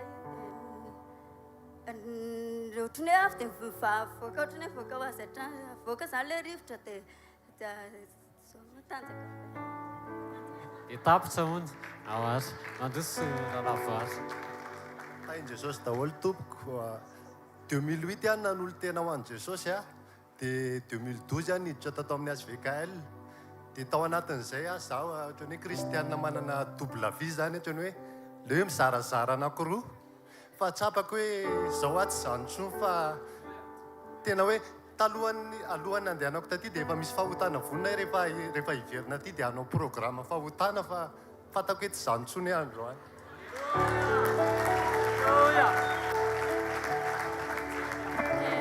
Tahin Jesosy daholo zahako la mararendo foana. Matetika misy migraine dia fataoko fahazarana le mihinana tapamanga. Vao misy zavatra kely tonga dia tapamanga. Teo aho tena maly mbola nararendo be aho.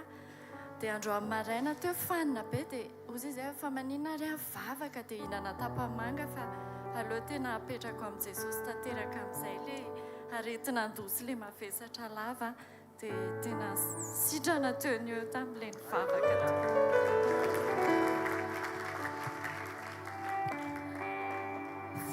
Voninahitra ho an'i Jesosy fa za zany tsy nanana mihitsy izay feoko izany fa tena kasoka be mihitsy dia le tsika nandihy be le maly iny dia tena nandihy tamin'ny foko dia afaka le izy.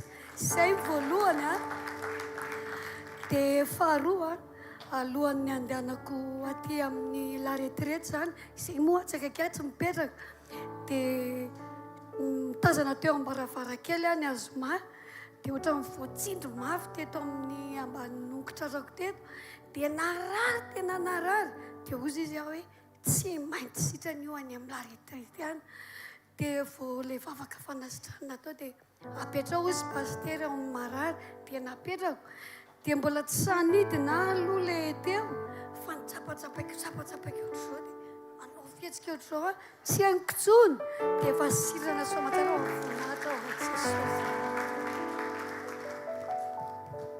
Tahin Jesosy daholo tompoko talohany andehanako taty amin'ny la retraite dia ny tena hoe narary tato anatin'ny vavako tany zany nisy masaka dia zao le izy maly tena tsy nahavita ny sakafo tena latsaka ny ramaso satria tena marary daholo ny anatin'le izy zany dia rehefa mivavaka teo dia tena rehako Jesosy miconfirme hoe minoana fa sitrany ianao dia teo nanomboka nyteny pasteur hoe apetrao amin'ilay marary dia napetrako teo dia tena rehako amin'izao mirehako rehefa vita ilay vavaka dia tena henoko hoe afaka le tany anatin'ny vavako tany dia faharoa koa tato amin'ny lamosiko tato tena hoe za anisan'ilay marary valahana sy any fa tena rehako Jesosy hoe maivana tena hoe Jesosy miconfirme hoe sitrany ianao hoy izy hoe minoana dia minoany zavatra ataoko fa tena miasa reto Jesosy dia voninahitra ho anazy rehetra.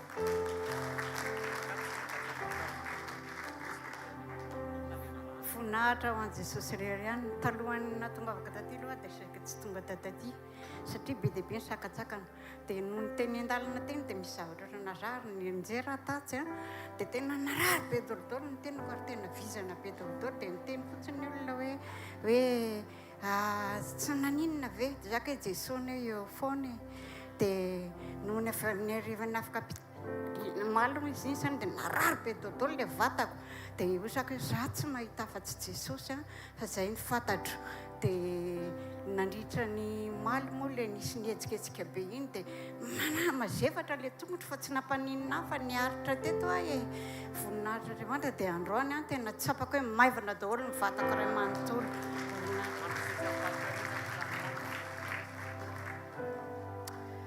Voninahitra ho an'i Jesosy no hijoroako vavolombelona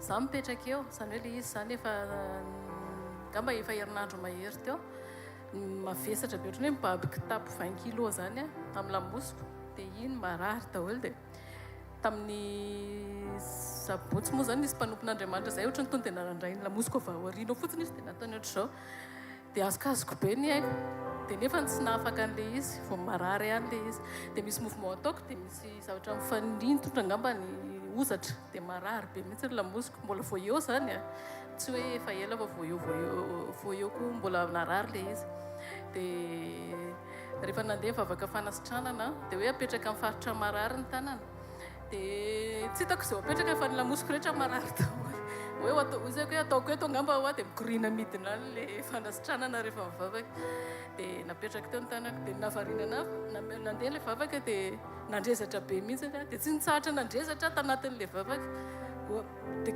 tsy contrôleko tsolo izy fa mivoaka dia voavoaka le avy nandrezatra be dia maivana be tsy hita tsolo le 20 kilo le zavatra ohatra mivavaka tapo teo tena sitrana tena teo ny eo mihitsy saotra Jesosy. Voninahitra ho an'Andriamanitra ihany nijoroako fahavolombelona fa talohany andehanany nakaty zany dia tena hery ny fanoherana mo eniko amin'ny papa foana moa zay le hoe misy foana ny hery ny fanoherana dia le tongotra io zany marary anahy izy io dia fa nasorona rano dia tamin'ny zoma izy nasorona rano fa tsy natory any alina iny nefany amin'ny ray alina zay ny miaingany soavinandrina dia andehoaka aty dia efa tonga dia efa hoe misaotra mivadiko moa zany mampahery ahy hoe sitrany io rehefa tonga any fa raha ny moralako zany hoe tena fabaraka raha vao any ano arary any amason'olona any sady za ohatrany hoe tsy afaka mandeha zany mihitsy fa voninahitra ho an'Andriamanitra fa za zao. Alleluia. Alleluia. Voninahitra an'Andriamanitra ijoroako vavolombelona fa za io moko misy arety maasma dia ohatra za mandeha zany ohatra ny semposempotra reny fogna dia tio za nahazo vavaka mifanasitranana iny moa dia ohatra ny tsisy zavatra reniko mihetsika fa za mipetraka aky fogna ohatra ny misy feon'Andriamanitra hoe mba mandehana mijoro vavolombelona fa efa nisitraniko any ianao io dia zay ny antony mijoroako vavolombelona. Voninahitra ho an'i Jesosy. Voninahitra ho an'Andriamanitra nijoroako vavolombelona. Omaly maraina tamin'ny taorian'ny session tao amin'ny chapelle dia lalao basket zay dia ngamba tsy nangatsika koa moa tsy nanao échauffement tsy étirement dia vita tena tonga dia narary tanteraka moleako iny tsy afaka mitetany ngamba nisy nahatsikaritra ihany tena sahirana nandeha hatramin'ny hariva tena mbola narary nisy crème moa nosorana fa tsy nampiovenina maraina koa mbola sahirana ihany koa nandeha dia tao an-tsaiko zany hoe tsy havitanao basket tsony aloha androany zany dia tonga teo amin'ny terrain teo moa dia andao mba nipitsy fotsiny ka efa nanao étirement teo daholo dia za nanipinipy baolina teo fotsiny dia niresaka tampo moa i pasteur ady hoe nga ianao tsy anao ozy izy dia za marary ty dia tsy manino io fa alefasa dia tao an-tsaiko moa zany hoe impossible za satria za tena tsy afaka mandeha dia mety io izy izy efa mitotona ianao dia tsy mitotona be fa mety io dia niaraka dia nanomboka teo dia ohatran'ny nety l izy dia tena afaka l izy tena navita grand terrain indray mantompo voninahitra dia avy eo moa ohatran'ny vita l izy dia ohatran'ny narary indray dia hoe zay ary le izy fa ohatran'ny hafaha dia teo moa tamin'le vavaka teo hoe apetra amin'ny faritra marary le izy dia tena afaka tena hoe na le izy tendu be ary tsy hitako tsy haingo tsony ho an'ny tompo voninahitra. Alleluia. Voninahitra Andriamanitra nijoroako fahavolombelona atao anatin'ny nanomboka mpakanakaty tena nanehoan'Andriamanitra fanasinana ny sitrany nampisehovana tena fiarovana mahagaga dia isaky ny tonga ho any am-piangonana tokony hijoro fahavolombelona dia ohatra ny zavatra mitazona foana ohatrany tsy tiako zany misehoseho be zany dia voabloqué foana zany voabloqué foana dia iny ataoko amin'ny heriny angamba aloha le momba an'izay fa ny androany zany ny zavatra nisy androany no tantaraiko izao na za zany tena marary lohalika be tena marary dia efa sakatsaka ty mihitsy ary ahako satria vao nahenao hoe dortoir amin'ny tany dia zavatra sarotra eo anahy mihitsy zany dia nanontany pasteur Vanoa mahazo mitondra lipiko ve dia mahazo izy izy dia olona ray mifantatry manana lipiko dia nanontanyko zay rovotra be raha entinao alors nga zao dia tamin'ny voatonga moa zay zany nisy somary olana mangofotra le lohalika misy somary olona kely tamin'le tsy tonga dia nahazo fandriny dia miala-pa foana hoe andao atory amina tômôbilina miatsa satria menatra zany hoe hiara-tory amin'olona io dia hitan'olona le andoalika be vao tafankatsanga kanjo misotra ny tompo a fa tena nitsangana normal natory normal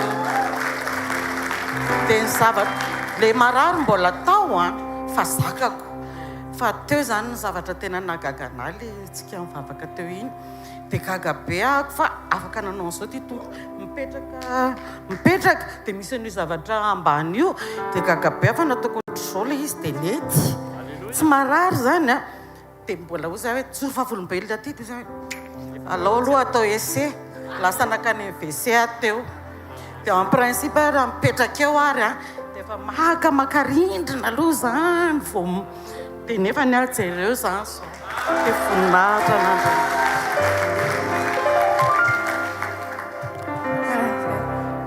voninahitra ho an'i Jesosy ny amin'ny vanovan'ny toetra nataony anahako tamin'ny sekoly tokantrano omaly fa rehefa nandeha ilay sekoly tokantrano zany dia tena ohatrany za daholo ny tenen'ilay toriteny hoe tsy misaotra tsy mamela n'ilay vady dia miteny hoe tena za mihitsy nisy fotoana teny hoe ianao aloha dia tsy akatra eo fa loza mijery filme foana fa tonga eo Jesosy dia hitako mihitsy ny tompo miteny anao hoe mila uni amin'izay zao dia ny anankiray koa tena ohatra mbola tsy mifona tamin'ny vadiko mihitsy amin'ilay toetrako hoe mifona tamin'ny zavatra nataoko anao fa nisy fotoana tena hoe mieritreritra hoe za efa miombona amin'ny Jesosy mamonjy sekoly dia tiako ho forceko ilay vadiko hoe tsy maintsy mitovy degré amiko koa andao hivavaka dia tena hoe nampianarin'i Jesosy omaly dia nifona taminy hoe mifona ho aza tamin'ilay toetra rehetra nataoko tsy mety reny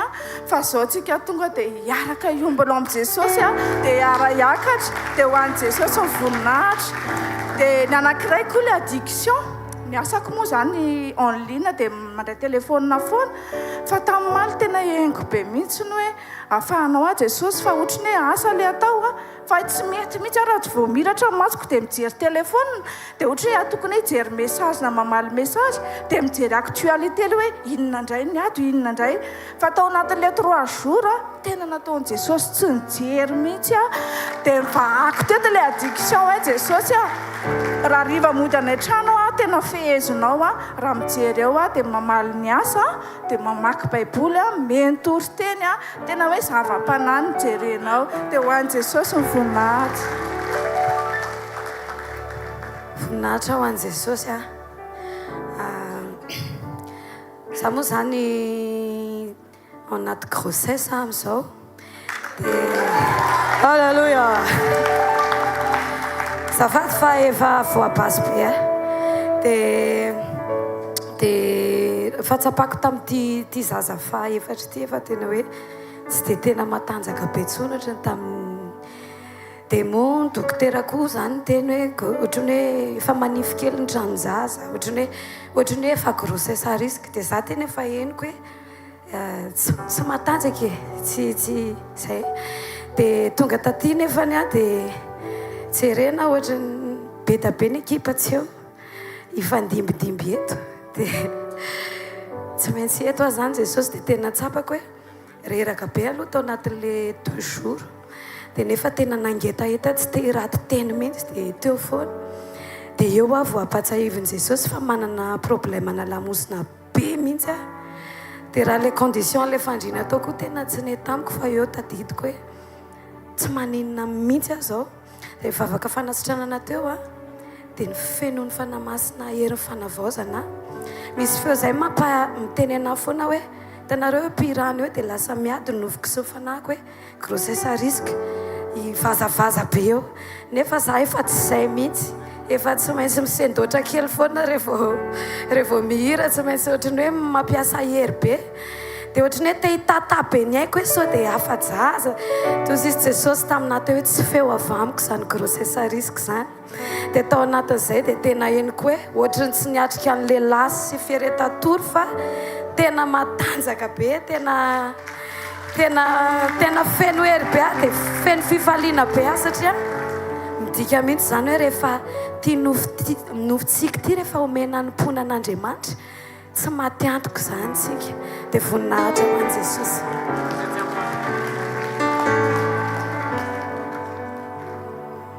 Voninahitra ho an'i Jesosy a.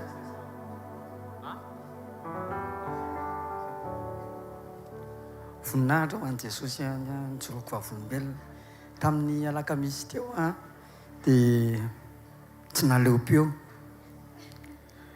dia nanomana nakaty moa ny zoma zany dia tonga dia niakatra avy any Melitsetosika dia rehefa tonga dia ainareo mihitsy angamba ny feoko e nanao fanetanana marain'iny dia paster Anjaka reo no miteny hoe mitovy an'izay mpanao politika izay mihitsy feonao a.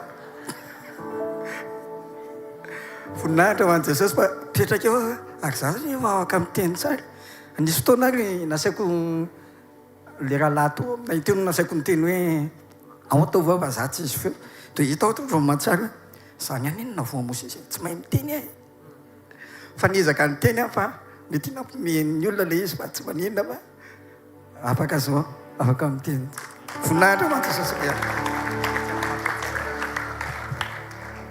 Voninahitra ho an'i Jesosy ny ijoroako vavolombelonako fa ohatran'ny pastery Ziniasy izay koa zany a tsy afaka miteny mihitsy a tena faran'izay nanavy une semaine avant zao retraite zao a zany a dia tena nanavy fa voninahitra ho an'i Jesosy a fa tena salasala hoe andeha sa tsy andeha sao dia marary a sao dia any satria tena nanavy a dia tonga teto tamin'ny sabotsy a tena mbola nanavy nanako tsako daholo ny tenako rehetra fa natory a tamin'ny alina sabotsy dia maraina ohatrany tsy naninona tsony fa nanatrika ny alahady tena tsy naninona mandraka kehitriny fa dia isaorany Jesosy fa nanapa-ketsy.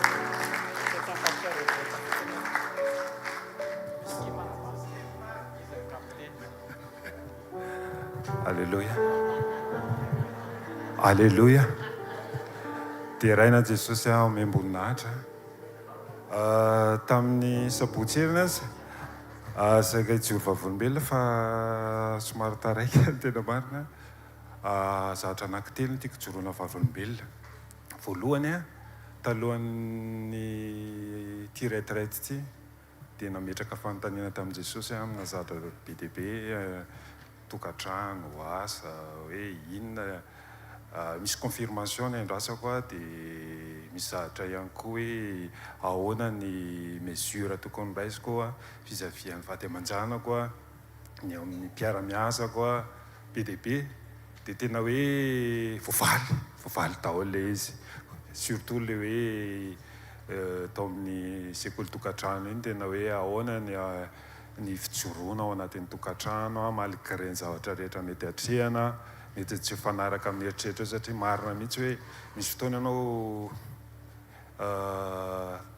mivadiko nitarika anaty ao anatin'ny hoe miverina atao anatin'ny fiangonana nefa ny amin'izao indray zany a mihazakazaka dia nefa nisy somary za no mijery an'izay fa Jesosy malala fa ohatrany hoe tsy afaka tena hoe miaraka mihazakazaka izay dia tao anatin'ny sekoly tokantrano anisan'ny zavatra ngezabe zany zay zavatra fa Jesosy no mino fa izy mandamina zavatra rehetra anisan'ny faneriko ary tena angatahako vavaka amin'ny rehetrarehetra satria mino fa be dia be koa nitahaka izany eto hoe tena hoe ny fitiavana an' Jesosy dia te hiazakazaka hoe miaraka ny vady aman-janaka fa isaorana anazy foana satria izy mandamina zavatra rehetra dia voavaly be dia be eo amin'ny fomba amin'ny fiaraha-miasa indray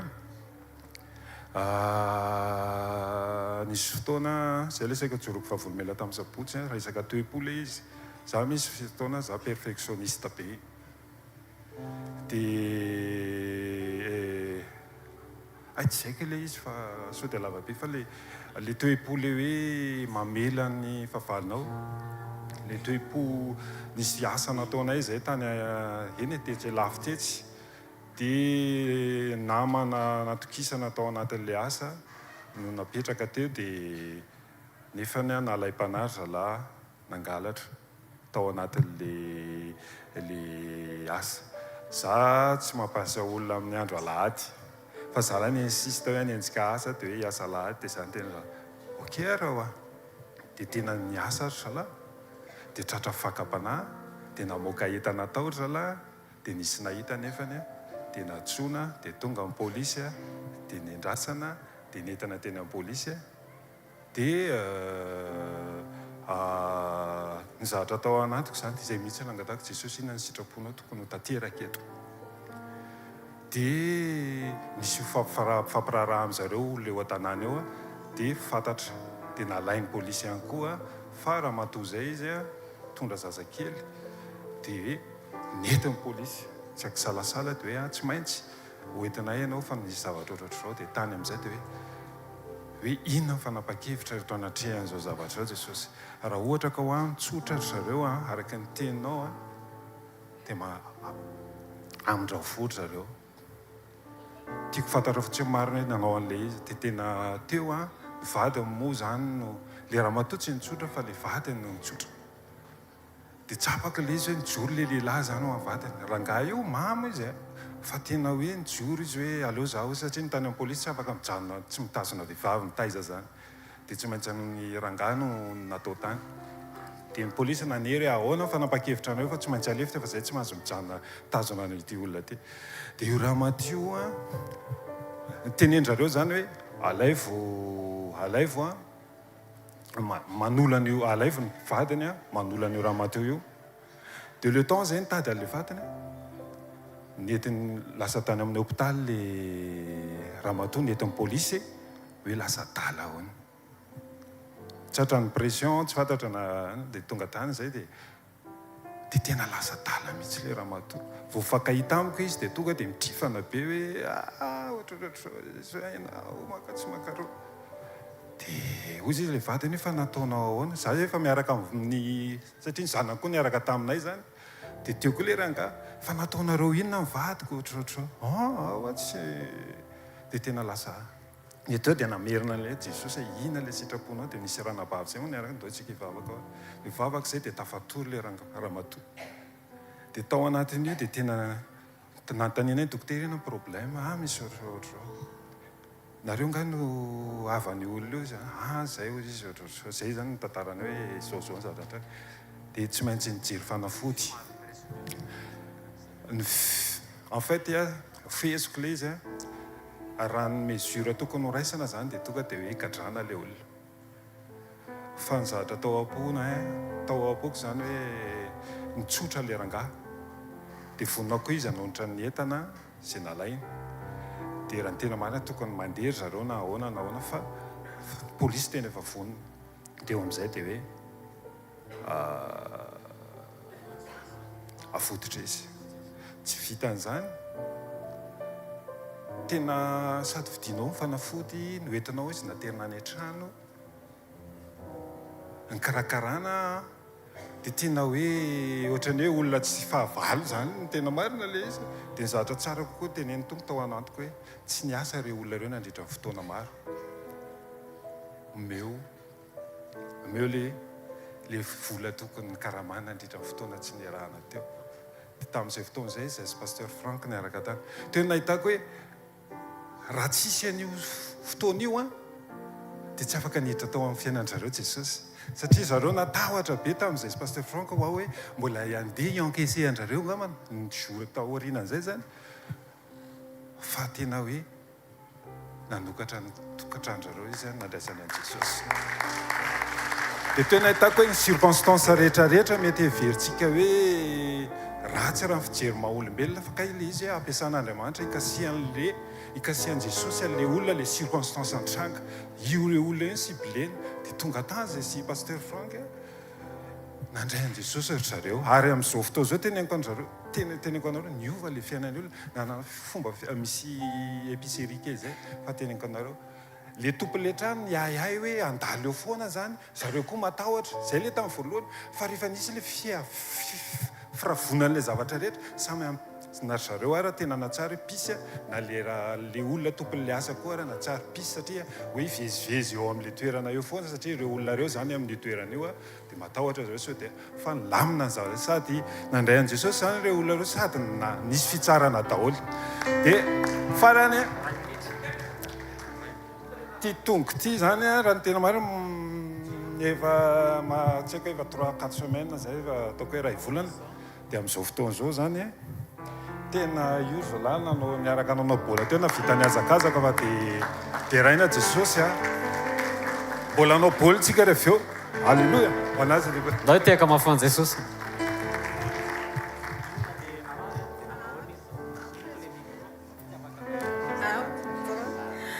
azafady tompoko fa zao afaka anjoy vavolombelona inona le nanjoanao aleo ataontsika question ary ho an'ity faran'ity fezateny anankiroa taloha nandehanana ny pasteur tany an-davidy teo fa le teo aloha tany amin'ny tranopokon'olona Analakely ndray zoma dia ozy izy pasteur hoe milahara ny sisiny sisy zay rehetra marary ametrahany tanana dia ndray alarobia nisy tay maso be mihitsy ny masoko anankiroa sady menamena dia natory ny larobia ala dia laka misy nisy tay maso le izy dia zomana dia vavaka fa za tsy makany amin'ny dokotera zany rehefa misy ohatr'izany fa mandeha vavaka dia anao ny anasitrana ny Jesosy anao dia nametra ny pasteur tanana le izy dia sabotsy natory tamin'ny alina zoma zany dia sabotsy amin'ny fo dia tsisy tay maso tsy maso sady tsy menamena tsony ndao tiaka ho an'i Jesosy tsika ndao iorakoraka hoe misaotra Jesosy misaotra fa ianao nanao an'izany rehetrarehetra zany ho anao voninahitra mandrakizay amen ndao tiaka mafy ho an'i Jesosy alleluia iaraka hitsangantsika anofanofany tanantsika eny amin'ny lanitra idera sisy ohatran'i Jesosy tsika satria manomboka tsika miditra ao anatin'ny dingan'ny fahatanterahany zavatra no raisina teto amin'izay ataovy azo antoka hoe raha misy zavatra tokana voarainao dia izao hoe mitepy fo iray ianao sy Jesosy ataovy azo antoka hoe ny atondianao teto tsy fanasitranana fotsiny cadeau zany ny atondianao teto tsy hoe afaka fotsiny ny addiction cadeau zany fa ataovy azo antoka hoe miray fo ianao sy Jesosy androany tsy haiko nareo fa za tena voatefy tena voatefy atsanganatra ao ny tanan'izay natsiary tena hoe nahazo tombontsoa manokana izy teo amin'ny ara-pananta ao anatin'ity retraite ity alleluia Jesosy eto izay menakavy tena mbola mamerina trano hoe raha misy zavatra irina mihoatra noho ny zavatra etra dia ny ahafahany fonao mitepo ao amin'ny fonay ahafahanay iray aminao ataontsika izy ty hoe maniry fotony anao feno fity be fiantrana takanao Kristy lay mandresy ny ratsy amin'ny fity tsy manaotry potsy mitanalay maniry fotony anao manajany vity atrany atratony anao tsy mety voratra veno miteninao ty tsy misy fepetra tonianao Kristy fombai mity zao rehetra izao na ny favalo azy dia mititoanao sy tozay fanaonao ndao veritsika mianakavy ane zany aoa maniry fotony anao feno fity le fo be fiantrana takanao Kristy le fo mandresy ny ratsy amin'ny fity dia le fo tsy manao otsipo tsy mitana alahelo alleluia Jesosy maniry fo to anao zany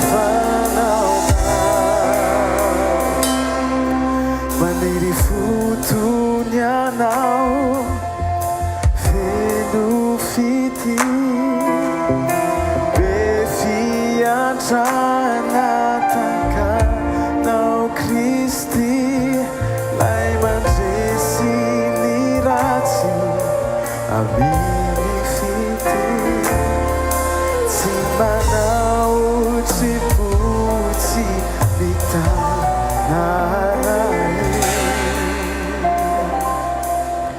maniry fotony anay. Alleluia. Jesosy maniry foto anao zay tena averinay foana zay irahirainay foana zay maniry foto anao zay ovao fonofo ny fovato rehetra ny fo feno firehareana aoko feno fanetretena ianao le Andriamanitra be voninahitra nanetry tena tao an-tranompy aoka Andriamanitra ho feno fanetretena izay ianao le Andriamanitra nankalaina nefa ianao dia feno fitiavana hatrany ary ianao le fitiavana Jesosy dia feny foko hoana mba ho zava-drehetra amiko ihana dia dinio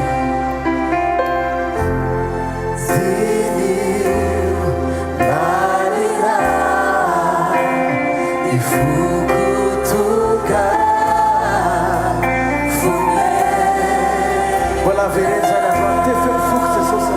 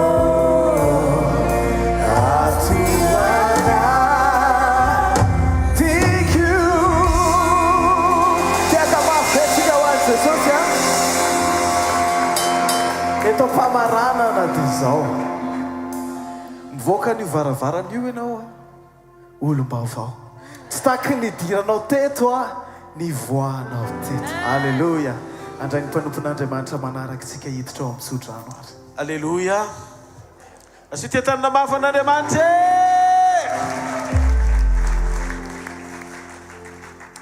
ndao tsika nome voninahitra an jesosy ndao tsika hisotra azo manokana fa mifatanteranyity fotoanyity a jesosy ny zavatra rehetra nitranga teto amin'ity toeranyity a jesosy kasika fiovampo teny ny fanompotsika tsirairay avy ireo ny antony a jesosy avovany amin'ny lanitra ny tanao dia mitenena aminy tena misotra jesosy misotra fa namonjy anay ianao misotra fa mampatsiaro anay eo amin'ny teny ianao misotra fa manome fo amin'ny mpiara-manompo ianao mbola hanompo anao bebe kokoa satria fitehirizanao mbola mahatonga anay ohatr'izany mandrakandroany makasitraka ndao tsika hiteny hoe raha misy voninahitra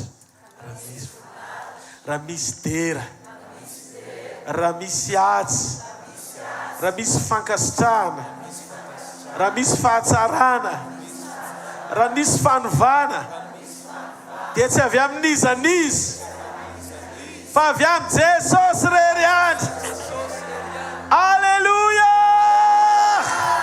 ndao hitetana mafan'andriamanitra zavatra kely namangin'andriamanitra alohan'ny tsodrano fa hitsodrano aoriny an'ity teny ity dia zao nandrehan'andriamanitra ny teny hoe ho anisatsampana sy ny fiangonana rehetra na voninahitra ny famoronana na ny mission hvkl na ny fiangonana hafa dia misokatra ho an'ny rehetra ny retraite spirituel amin'ny manaraka dia zao lazain'i jesosy hoe amin'ny manaraka tsy ny mpitandrina rerony fa hoety daholo ny mpiandraikitra dia hoety daholo koa ny mpiangona amen zany hoe miakatra amina dingan'ny organisation ambony kokoa noho izao ndray zany tsika pasteur fa dia enitsika miara mifampitatana eny mandra-piavin'i jesosy amin'ny fahatanterahany zany asa zany ho voninahitry ny anarany atsangany ny tananareo hoe tianareo ve zany zavatra nytenen'ny tompo zany ndao ary mitiafa mafy be ho anazy alleloia raisoary nitsodrano zay tononoko amin'ny anaran'i jesosy hitanareo ny jehovah ka hiaro anareo mpamirapiratra nitavany aminareo ny jehovah ka mindra fo aminareo ananatra nitavany aminareo ny jehovah ka nome anareo fiatanana mandehana amin'ny anaran'i jesosy fa na inona zavatra voarainao teto amin'ny la retraite dia ho tonga fiainanao zany fiovampoto ny an' jesosy olona tena hoe miainy hitarafana an'izany hoe firaisana amin'i jesosy zany ny fisianao amin'ny tokantranonao io eo manodidina anao miasa mandraharahanao tsy anao tsony velona fa Kristy ny velona ao anatinao mandeha anary fa ny fahasoavan'andriamanitra no mahatoy izao ary ny fahasoavan'andriamanitra no mahatoy izao anareo amen tenenina eo akaikinao zao no izy hoe ny fisian'andriamanitra eo amin'ny fiainako dia mihoatra noho ny fisiko ary ny fisian'andriamanitra eo amin'ny fiainanao dia mihoatra noho ny fisianao mandana miaraka amin'ny fanatrehany hoe considéreo ny fanatrehany fa ho hitanao fa tsy oron-javatsoa zany ianao ndao hitiatanina mafeo an'andriamanitra metsika ny tompon'andraikitra vetivety ary mbola tsy mandeha aloha